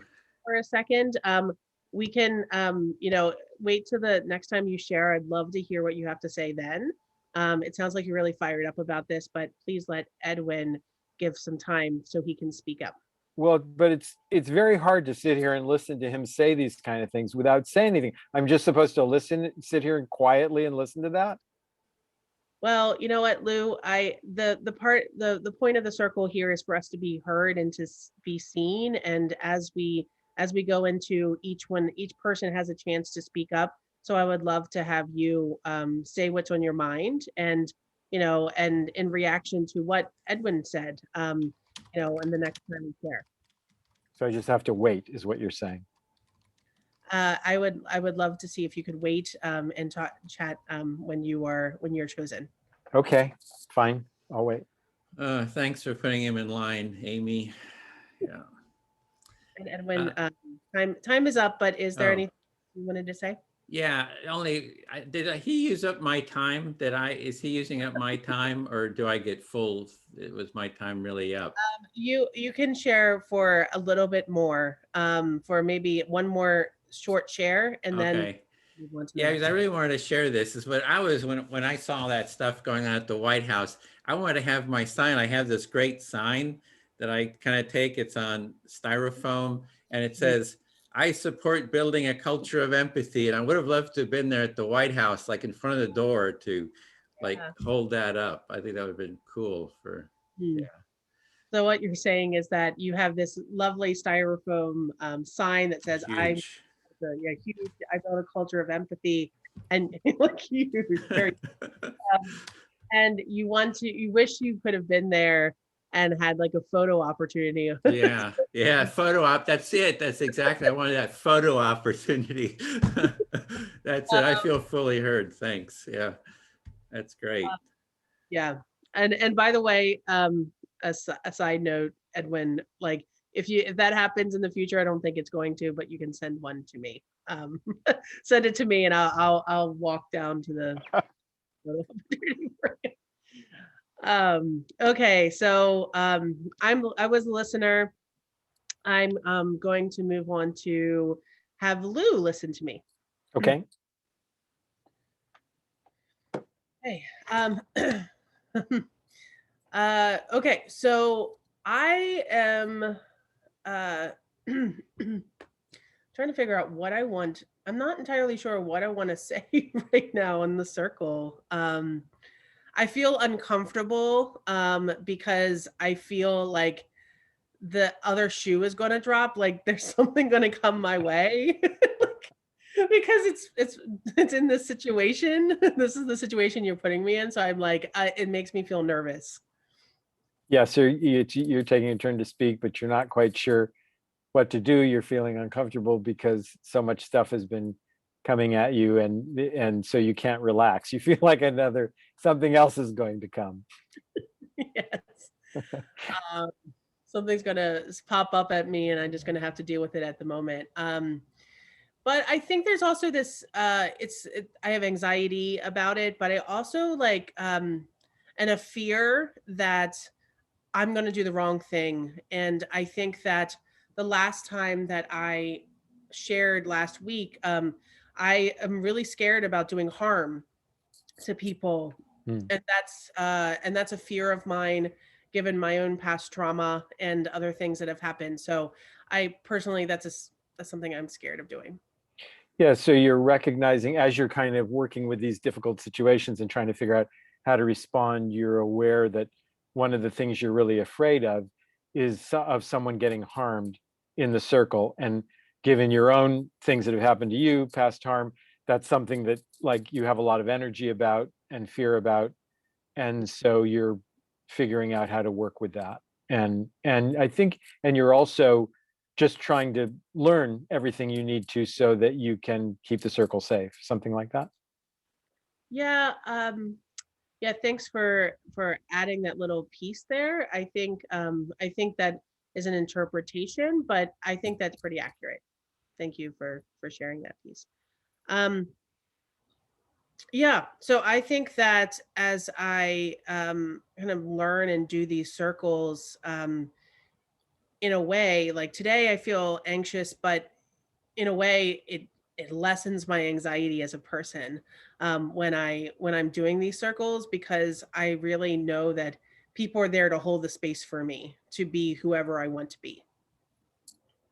Yeah, so you feel anxious working with these difficult situations, but you also feel supported because you know that the people here in the circle are here to support you being who you are. Is that right? Mhm. Okay. Yep. Thank you. I feel fully heard.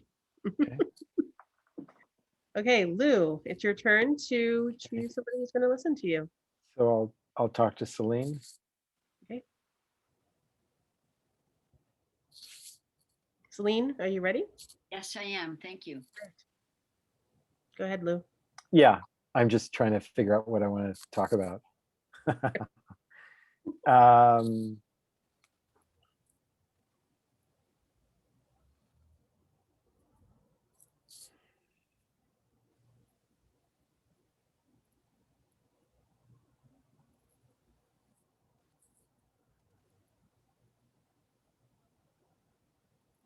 yeah, so I'm just trying to figure out what I'm going to do here. I'm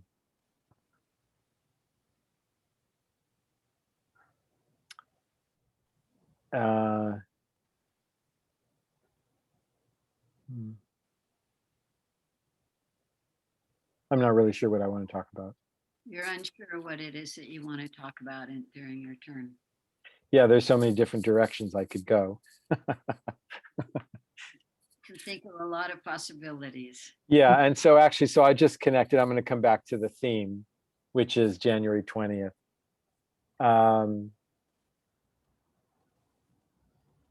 It's been such an incredible lesson for me. Like all of Trump's presidency, to watch it go from, like, to be open-minded and think, okay, well, it was a terrible campaign and he's a terrible, the way he conducted himself was terrible and he won, but I'm open-minded, let's see what happens. But I mean, literally it went from there, worse. And then every time I think it could not get worse, it just got worse, ending in like a riot at the Capitol. It's astounding. So for you, this presidency has been an incredible lesson for you, and you've tried to stay open-minded as you watch something that was terrible or bad get worse and worse and worse beyond what you could have imagined, until culminating in this riot at the Capitol. Yeah, and it's been a really good lesson for me in the power of I mean, it's really just politics. The Republicans and the people on the right would have abandoned him if his popularity was not high enough. But because his poll numbers never got low enough, they never abandoned him, and they're willing to support him because he's popular, and that's it. It like doesn't matter who he is or character, all the other things that people say that they care about. So that's such a good lesson to see.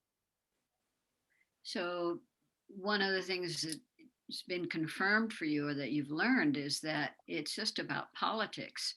It's not about any content or the value of the person, but their popularity, and that his support comes as a result of seeing numbers of people who really do support Trump and not anything else. So Yeah, and it's interesting hearing you reflect that back to me. It's more like, because what does politics mean? To say, well, it's just politics.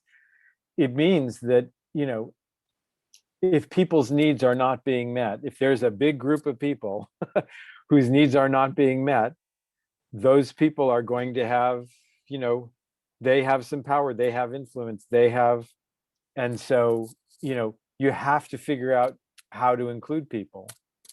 Because if you don't, you're going to have a problem. So we're at time now. Thank you for sharing, Lou. But Celine, if you reflect back to him.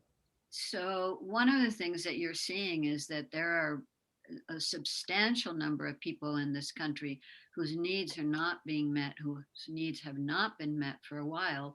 And from that, they have become a powerful element in the electorate, and that we can't ignore people's needs. They come back to bite us. You didn't say that. Yeah, thanks. And I'm aware that I started traveling down a path of actually discovering what it is that I think about this, and I'm only just beginning. So I'm grateful for your hearing me, and I also feel dissatisfied because I want to take more steps down that journey. Well, that's what the circles are for. We can spend more time, Thank you. here. I feel heard. I feel heard. Great. So, how many more minutes do we have for the for this segment? 6. Okay, good. Thank you. Celine, you just listened, so you get to choose who gets to listen to you. Okay, I'll pick Lou. Okay. Your time starts now. And I'm going to talk about my fantasies about what I would like my life to be in this moment. Yeah, so you're kind of dissatisfied with your life and you're beginning to fantasize about being someone else or somewhere else. And that's taking up a lot of your time, sounds like. Celine, I think I was hearing that you were saying that you weren't necessarily judging. You were just saying that you're thinking about what's happening in your life. Is that right? No, what I would like to have happening, regardless of what's happening. What I would like, well, not really. What I would like to have happening, and yeah. Okay. I'll go. So I would like to be able to get into the van that I got I sold my car and got a van in order to be traveling and camping. And then the pandemic hit, and so is parked. I'd like to get in it and go to the coast. Yeah, so so you got rid of your car because you didn't like it, and you got a van, which was a big mistake because the pandemic came, and your whole plans to use that to go camping didn't work out. Yeah, so that was, you wish you hadn't done that. Well, it's not so much that I didn't like the car. I had a great plan, and I would still like to go camping, and I would like to travel freely. I'd like to get on an airplane and go somewhere interesting. Those are the things that I would like to do. Mm-hmm. Yeah, so you're saying you'd like to really get away from where you live because you don't really like it there, and you would like to find another place to live. Sounds like you want to move because you're really unhappy where you are. Well, the thing is, it's that I like where I live. I'm not unhappy where I live. I live in a really sweet place, but I am a wanderer type. I'm a traveler type, and I feel confined by the circumstances. Yeah, so you're saying you feel kind of lost and you're wandering around, not quite sure where to go or what to make of life. And so you're on a path finding, you're feeling insecure, it sounds like. I'm not lost and I'm not insecure. we're we're at time. I'm gonna get in my van and come and find you, Lou. You know, in that instance, well, I think this is like timeout time, but Yeah. well, just like I think this is correcting itself in that scenario. Like Celine was just being like, no, I'm not actually feeling that. Like I was just like letting it unfold and trying to see if it was going to be self-correcting, but then you kept coming back being like saying it. Like, what do you do in that instance when somebody just keeps going to this negative headspace and judging what the person is saying? Yes. So I totally agree that the first time you want to let it go and see what the speaker does. You know, do they correct the person? And does the person respond to that? You know, do they realize, oh no, I was getting it, and they start to correct, which I didn't do. But I would say after the second time, where you can start to see real discomfort on the part of the speaker, because to not feel heard like that, to be really misunderstood like that, is very painful. And often what speakers will do, if it happens a second or a third time, usually it's on the third time, they'll say, yeah, I feel heard. I don't have any more to say, and I feel heard, because they just want it to be over. It's so painful that they don't want to have to fight to be understood, and they don't want to be misunderstood. So they will just kind of check out. And so what you want to do as a facilitator is to, like the first time you did just try to add what I was missing, which was great. But if it keeps happening, then you do want to speak to the speaker, I mean the reflector, and say, so I noticed that you are adding kind of a negative interpretation of what she's saying. So she said she likes to wander, and you turned that into, I'm wandering and I'm lost, which is not actually what she said. Yeah. And so, and you see if the person can correct after that. They may not be able to. But naming, that's the part of kind of naming what's happening. Is being able to say, well, you know, you're adding this, or she said this, but you fed it back like this, and that's what's missing. And then you could check with her. You don't have to check with him. You could say, is that right, Celine? Is that what's happening for you? And she'd say, yeah.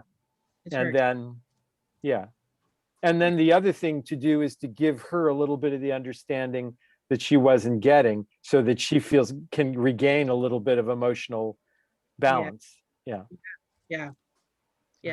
that is something that could be harmful if they don't feel like they are being heard in a circle of them. Right.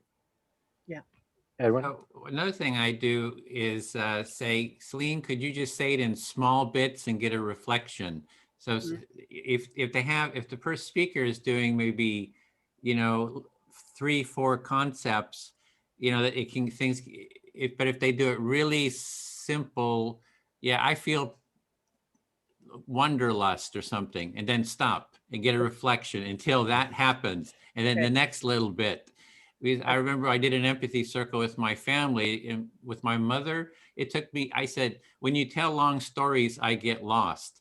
To do that, one sentence took 5 tries for her to reflect back, for example. So it's really small bits, get a reflection. That's another step. Another thing I wanted to mention is that after I spoke to you about the sign, and then you commented about, oh, you know, I'll send the sign to me, that at that point, instead of sort of adding your own words at that point, if you would have chosen Lou and then set it to Lou and got a reflection, because you sort of broke the structure, which switches the norm. Like, oh, if the facilitator can, you know, just ad lib, then that is kind of the norms and the structure. You kind of broke the agreement at that point. So say whatever you want, but say it within the structure. So that was just another thought. I just was excited about this. I was excited too. I liked hearing it, you know, but it's just to keep the process going. The circle and the norms and things like that. Yeah, I get it. Thanks.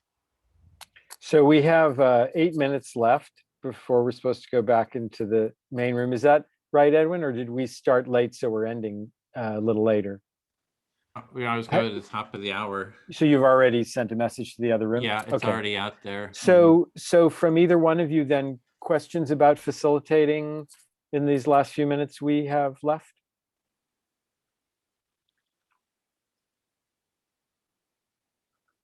I don't know about question. I think this has been very helpful for me.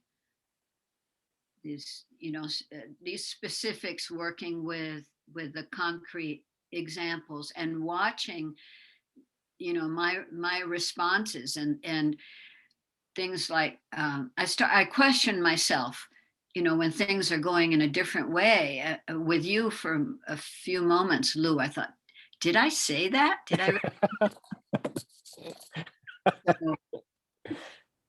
Yeah. Reality. Yeah, you will get people, not very often, it's not very often, but you will occasionally get someone who just is very unconscious about how they project their own either negative interpretation, or it can be the other way, positive. There are also people that project overly positive interpretations of what people are saying. And either one is kind of not really, the person won't really feel heard by that, because they're getting something superimposed on what they're saying from the listener. Yeah. Something that was popping up, Lou, is like, I didn't know because we were being thrown like different scenarios here, but there was a point at which you were in your share, you were sitting there and you were like pausing and you didn't know what to say. I didn't know if that was like a actual scenario and you were thinking about it, or you're just like, I don't have anything to say, right? Yes. And what do you do in that instance? Like, I'm not sure if I actually have this, it's in the list here because I have to look over it. But what happens if somebody's like, you know what, I don't want to do this, right? Like after they've thought about it and they're just sitting there and it's silence, right? Yeah. You just holding the space for them until they're comfortable with saying, I'm not doing this or I am doing this. What? Yeah, I mean, I would say silence is fine. Okay. So there's no requirement to speak. If you would like to be silent during your turn, that's fine. I also think if somebody doesn't want to speak right now, like they don't feel like they have anything to say, they don't have to, their turn can be over.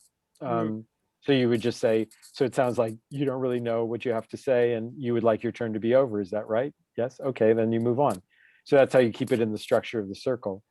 If you're talking about someone who's saying, I don't want to do this anymore, like I've decided I don't want to be part of the circle, I would give them some empathy for that. So it sounds like you're saying you're uncomfortable with this and you really don't want to continue. Is that right? Yes. I'd like to understand a little bit more about that. If you're willing to talk about it, would you like to talk about what you're feeling uncomfortable about? And if you give them a little empathy for that, they may decide to stay, or they may decide to leave, and that's fine. If they decide to leave, that's not a failure. We have what we've agreed to do, being in the circle, and if somebody decides that's not for them, then that's fine. Yeah. Okay. Yeah, that's something that I was also thinking about as well in this instance, is that like they thought maybe an empathy circle is one thing, and then like they get into it and it's way too like touchy feely for them. And then I mean, if you're signing up for empathy circle, I'm pretty sure you should be okay with getting like touchy feely. But if somebody just doesn't feel comfortable, like and maybe somebody's not saying that they're uncomfortable, but their body language is saying like, I don't want to be here. Like, what do you do in that instance? Well, and I would say, I mean, I really want to, first off, I want to communicate the message to them that they don't have to be touchy-feely or talk about their feelings or anything. There's no requirement for that.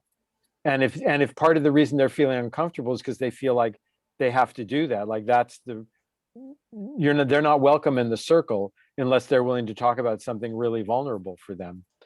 And I would just reassure them, if that's why you're feeling comfortable, there's no requirement for that. Talk about whatever's important, whatever's feels right to you. Yeah, because people should not feel coerced into talking about things that are more personal than they want to. Got it. Yeah. I did want to just comment real quick on how to pass on a turn if someone doesn't want to speak. you say, just select whoever you would like and just tell them that you don't have anything to say, and you'll get your reflection. So they'll say, I speak to Celine, I don't have anything to say. Celine reflects that back, and then you just say you're fully heard. So it stays within the process. And then sometimes they'll say, well, I don't really have anything to say. They get a reflection back, and then suddenly they have something to say because somebody heard them true. that they have nothing to say. And then that kind of, I've seen that happen a lot too. Yeah, But anyway, it does stays happen. within the structure too. I just want to get a quick plug for that. Yeah. And I also have another question. This might be more existential for this empathy circle stuff, but I have found, because I have worked in spaces where there is both a plethora of Republicans and Democrats in the room who respond to different ways and language that you're saying, right? Like, as I was talking about, sometimes people think empathy is touchy-feely.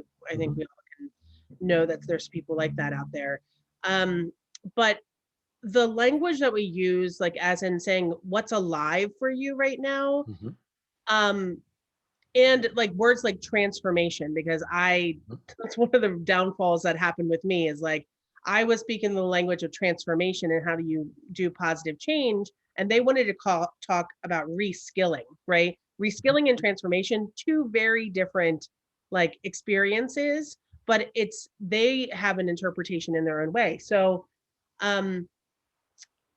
so for me, like that word maybe alive might, because I'm very sensitive to these things, saying something like what's alive for you might be triggering to somebody who isn't, who isn't of the, like a more liberal mindset, if you will. Right.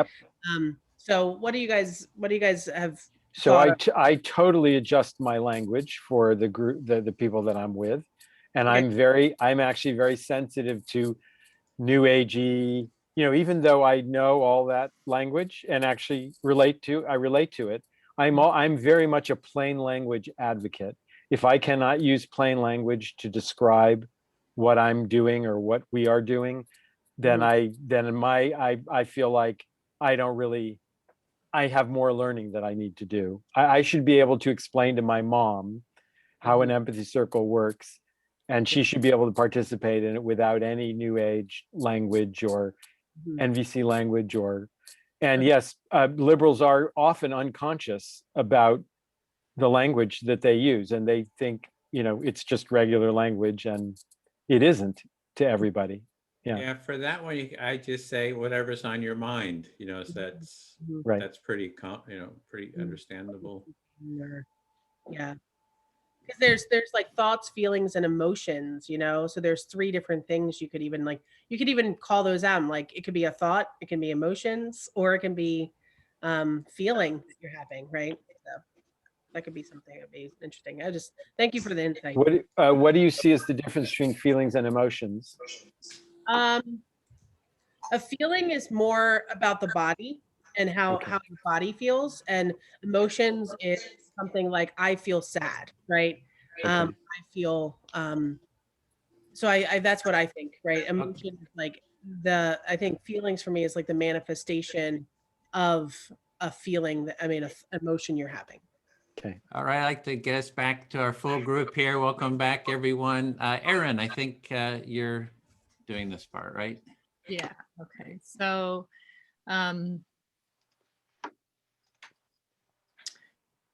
is everyone back? Okay, welcome back. There's one missing. Yeah. Just one person? Yeah. Okay. No, everyone's here that's in the group. It's just not on video yet. No, they dropped out. Oh, okay. Okay. I think it's Tim who's dropped out. Oh no, Tim's there. Well, I'm going to watch for him because now we're going to each take about 1 minute to share our experience and insights. So you can respond to a question here. How was your experience, and how might have changed your feelings about facilitating? And what strengths did you notice about yourself? And in what area do you see potential challenges? And so I'll just call on people so that we can go through this quickly, and we'll just take about a minute to respond if you can. And I'll call on Celine first, if you will. I learned a lot in this session. I really appreciated the hints, and well, not hints, but the suggestions made. I watched myself try to adjust so that I could be treated better by the speaker at one point. And so, you know, each of these experiences helps me see how I respond to different challenges. And I feel pretty confident in my capacity to learn and practice. I'm complete.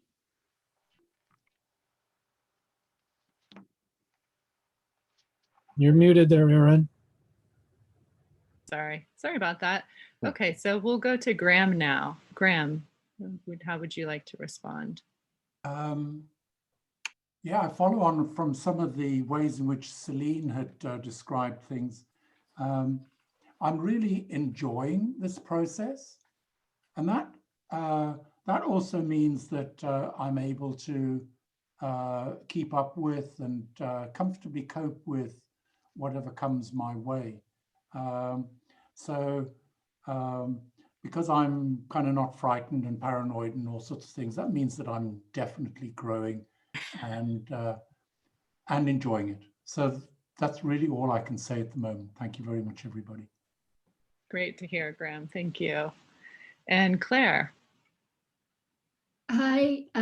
Yeah, I really enjoyed this process as well. And we had a really great group where I think we all learned a lot from the process. And it was a really useful experience to see some of the different ways in which people could interrupt and try and throw you off course. So I feel more comfortable dealing with it. And I think calmer about just knowing what is expected of the process. And I think, as Bill said, to just trust the process and kind of go along with humor and respond in the right and most appropriate way according to the kind of challenges that you're being faced with. So it's a positive thing. So thank you. Very good, Claire. Thanks. Elsa.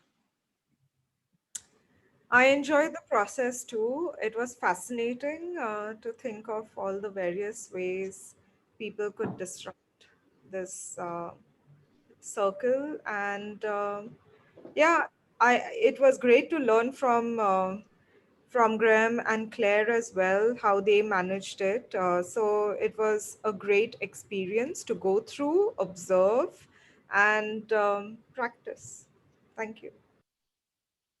Thank you, Elsa. Thank you. And Ibtisam. I'm still growing with the fun I had as a facilitator and with my group. And yeah, it was just a fun process. It's almost making me wonder what I was panicking about, because I think, yeah, once we sort of started cracking on and I was the last one to go, I was like ready for it all, like bring it on. So it was pretty cool. And it was just a lot of fun. So thank you. Thank you for the whole experience. Super. Thank you. And Michelle in Oregon.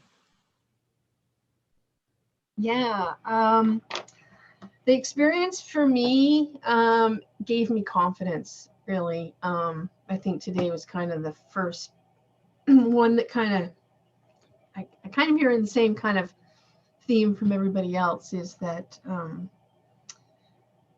yeah, it's just, yeah, confidence is the thing that I came out of it today. And I learned a lot from this group today, hearing the others and learning from them as well. So yeah, check.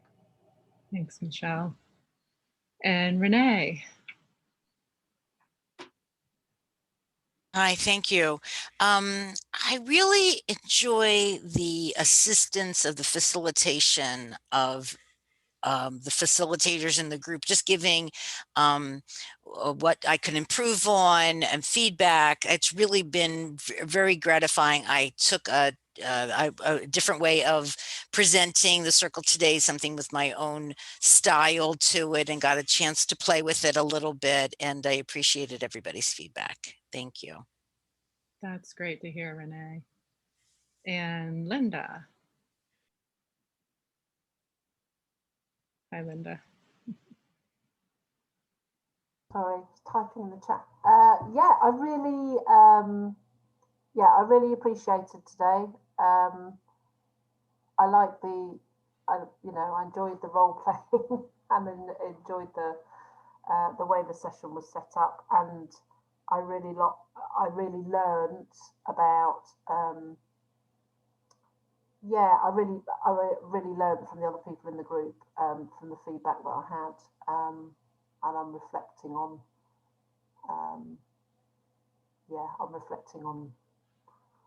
the session, and I will do for some time, I think. Yeah, it's really, really, really helpful. Thank you. I'm glad to hear, Linda. And Anish? Wow. I forgot how much fun role plays are. So it is good to be back and just play along. Also, I think I was touched by the acceptance and the openness with which the group kind of embraced me, even though I came in the middle of the process. So that was very endearing.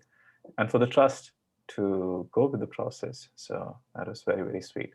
One thing I realized is that we were just 3 of us, because at some point, one person had to leave. So that was a bit challenging part, not having enough people to just turn the circles around. Yeah. Thank you. Thanks. We're so happy to have you. Thank you for joining us, Nish. Yeah. And Anatoly. I really, really enjoyed this practice.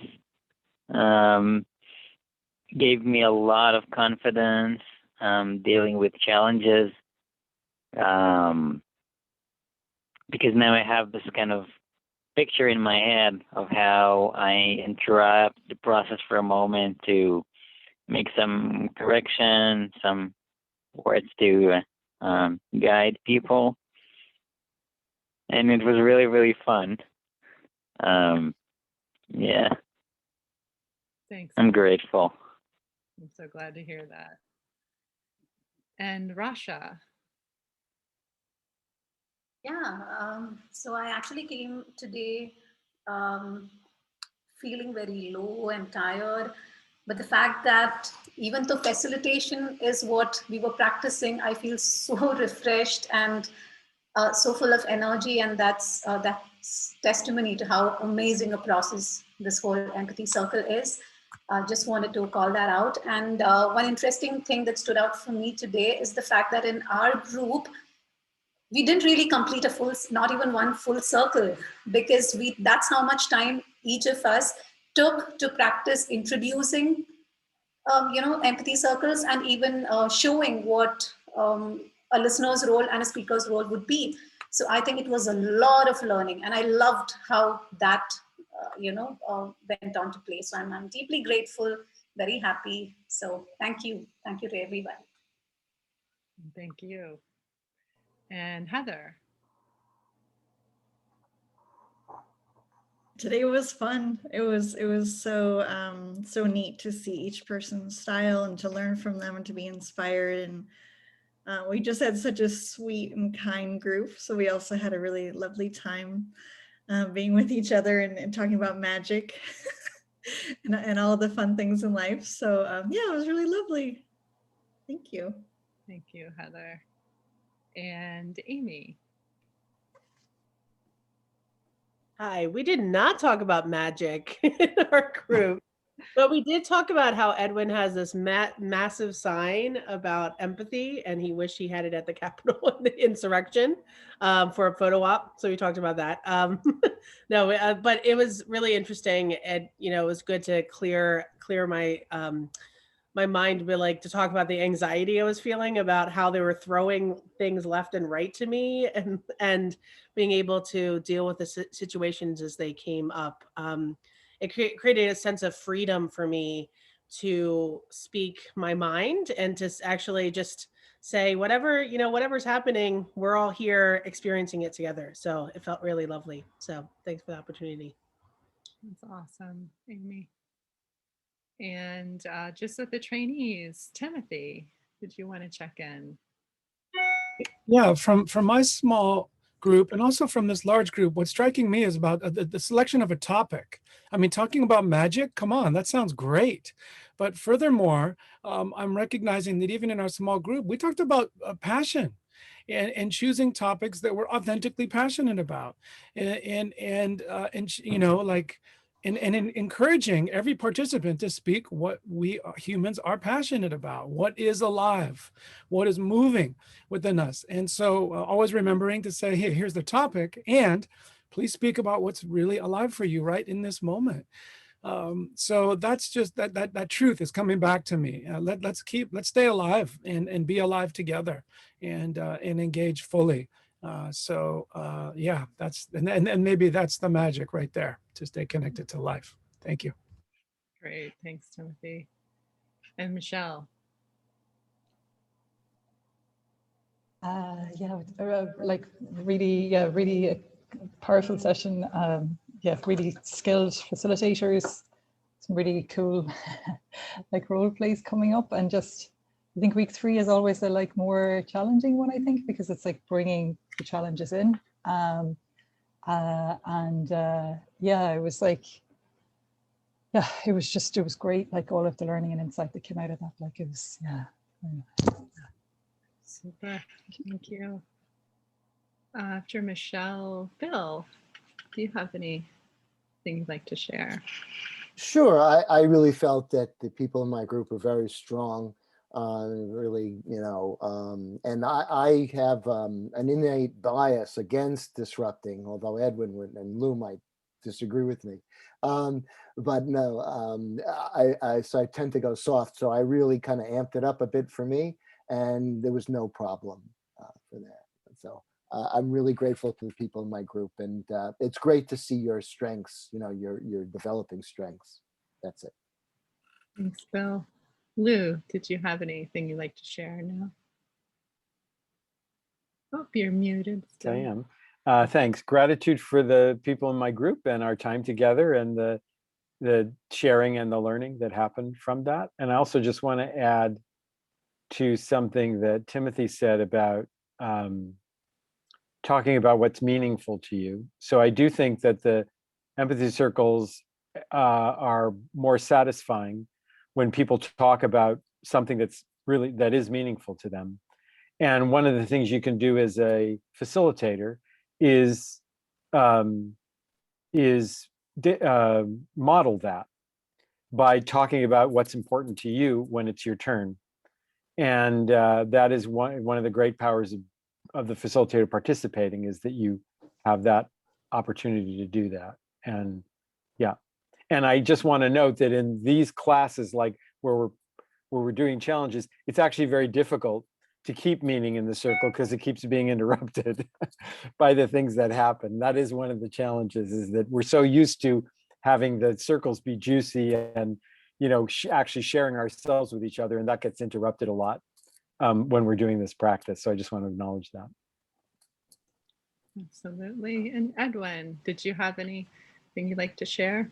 Yeah, the learnings for me was taking these challenges and sort of unpacking them. You know, we have all these different challenges, sort of unpacking them, being able to have the different components of the challenges and being able to, take notes here, trying to document it. I'm so glad these are recorded. Everybody's willing for it to be recorded, because to be able to go back and harvest, those insights, document it, and sort of make it as a learning. So that's for others. So yeah, that's kind of what's on my mind. Great. I'm excited to see all that work. That's super. And I'll just check in quickly to say that I had a real wonderful experience in my group and that there was some learning there for me, in that I didn't leave quite enough time to for debrief for Ibtisam. So I wanted to apologize for not leaving that full time. You did such a great job, and there are a lot of things that I want to share about that. I think we got most of them, but I think there's a few more. Also noted that there was just a little bit of like technical issues with feedback, and that was kind of a little difficult. Everyone in the group did so well with that, and I just want to work as a facilitator to like have more ideas about what might be happening to troubleshoot there. But despite all of that, we just and the challenges that were brought up, we did have such a great conversation. And so much thanks to everyone in my group for today. And now I'm going to pass it to Michelle for closing our meeting. Thanks very much, Erin. Yeah, so here are a few things for the closing. So the first one, like to our trainers, yeah, if there's any final comments. I have one. So with the new structure of the circle, that it's an ongoing series. So if you're wanting to already sign up for the cohort 9B, it'd be great if you would do that. You can select, hey, I'm ready to be a trainee, or whatever step you want to do, or just be a participant again. That's great. So it's good to do it now. We're going to be opening that up, and I'd also ask that you invite friends, to the cohort. So we make it sort of a challenge to within, I think it's the 17th will be the next start. So to be sure that we have a full cohort for the next going forward. And yeah, so that was the main thing I wanted to throw out there. Yeah, it's such a good opportunity. Oh, and one more. I know there's a couple of people from Extinction Rebellion in this group. We're going to be starting a cohort on Mondays in March for Extinction Rebellion specifically. So that's also another option. Yeah.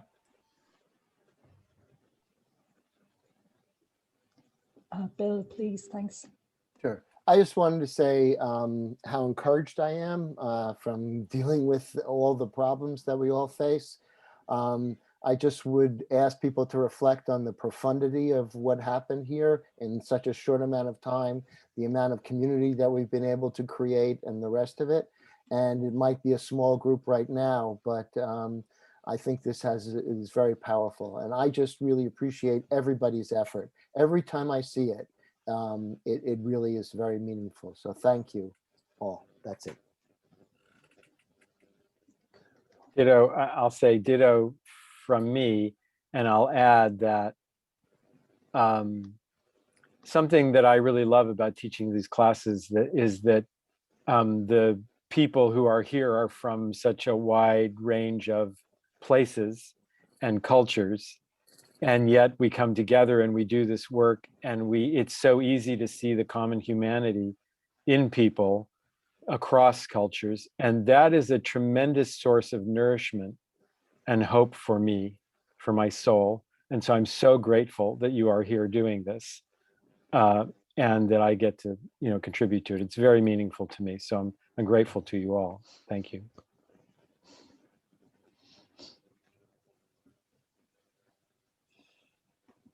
Okay.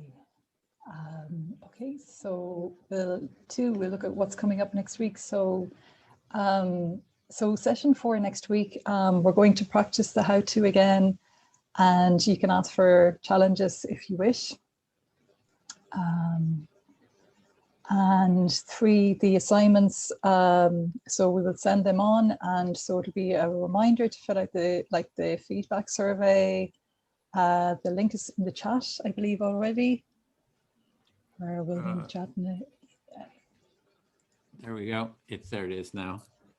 Cool. Thank you very much. Everyone.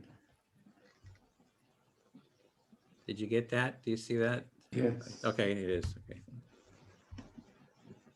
Yeah, so we'll hold our empathy buddy calls. So we'll be paired again, this similar to last week, with a new empathy buddy again.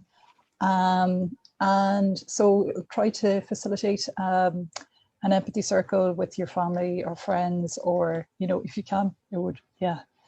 And yeah, so then final closing part, if you'd like to post a value or a need that's been met, like as a result of this, as a result of this session today, so you can just post that into the chat if you wish. Yeah, handing it back to you, Edwin. Thanks. That was it. Yeah, and the final jazz hands to close us out. So thank you, everyone, and see you next week. Look forward to seeing again. Thanks. Thank you, everybody. Have a good week. Thank you, one and all. Take care. See you next Take week. care, Tim. Bye. Hey, bye.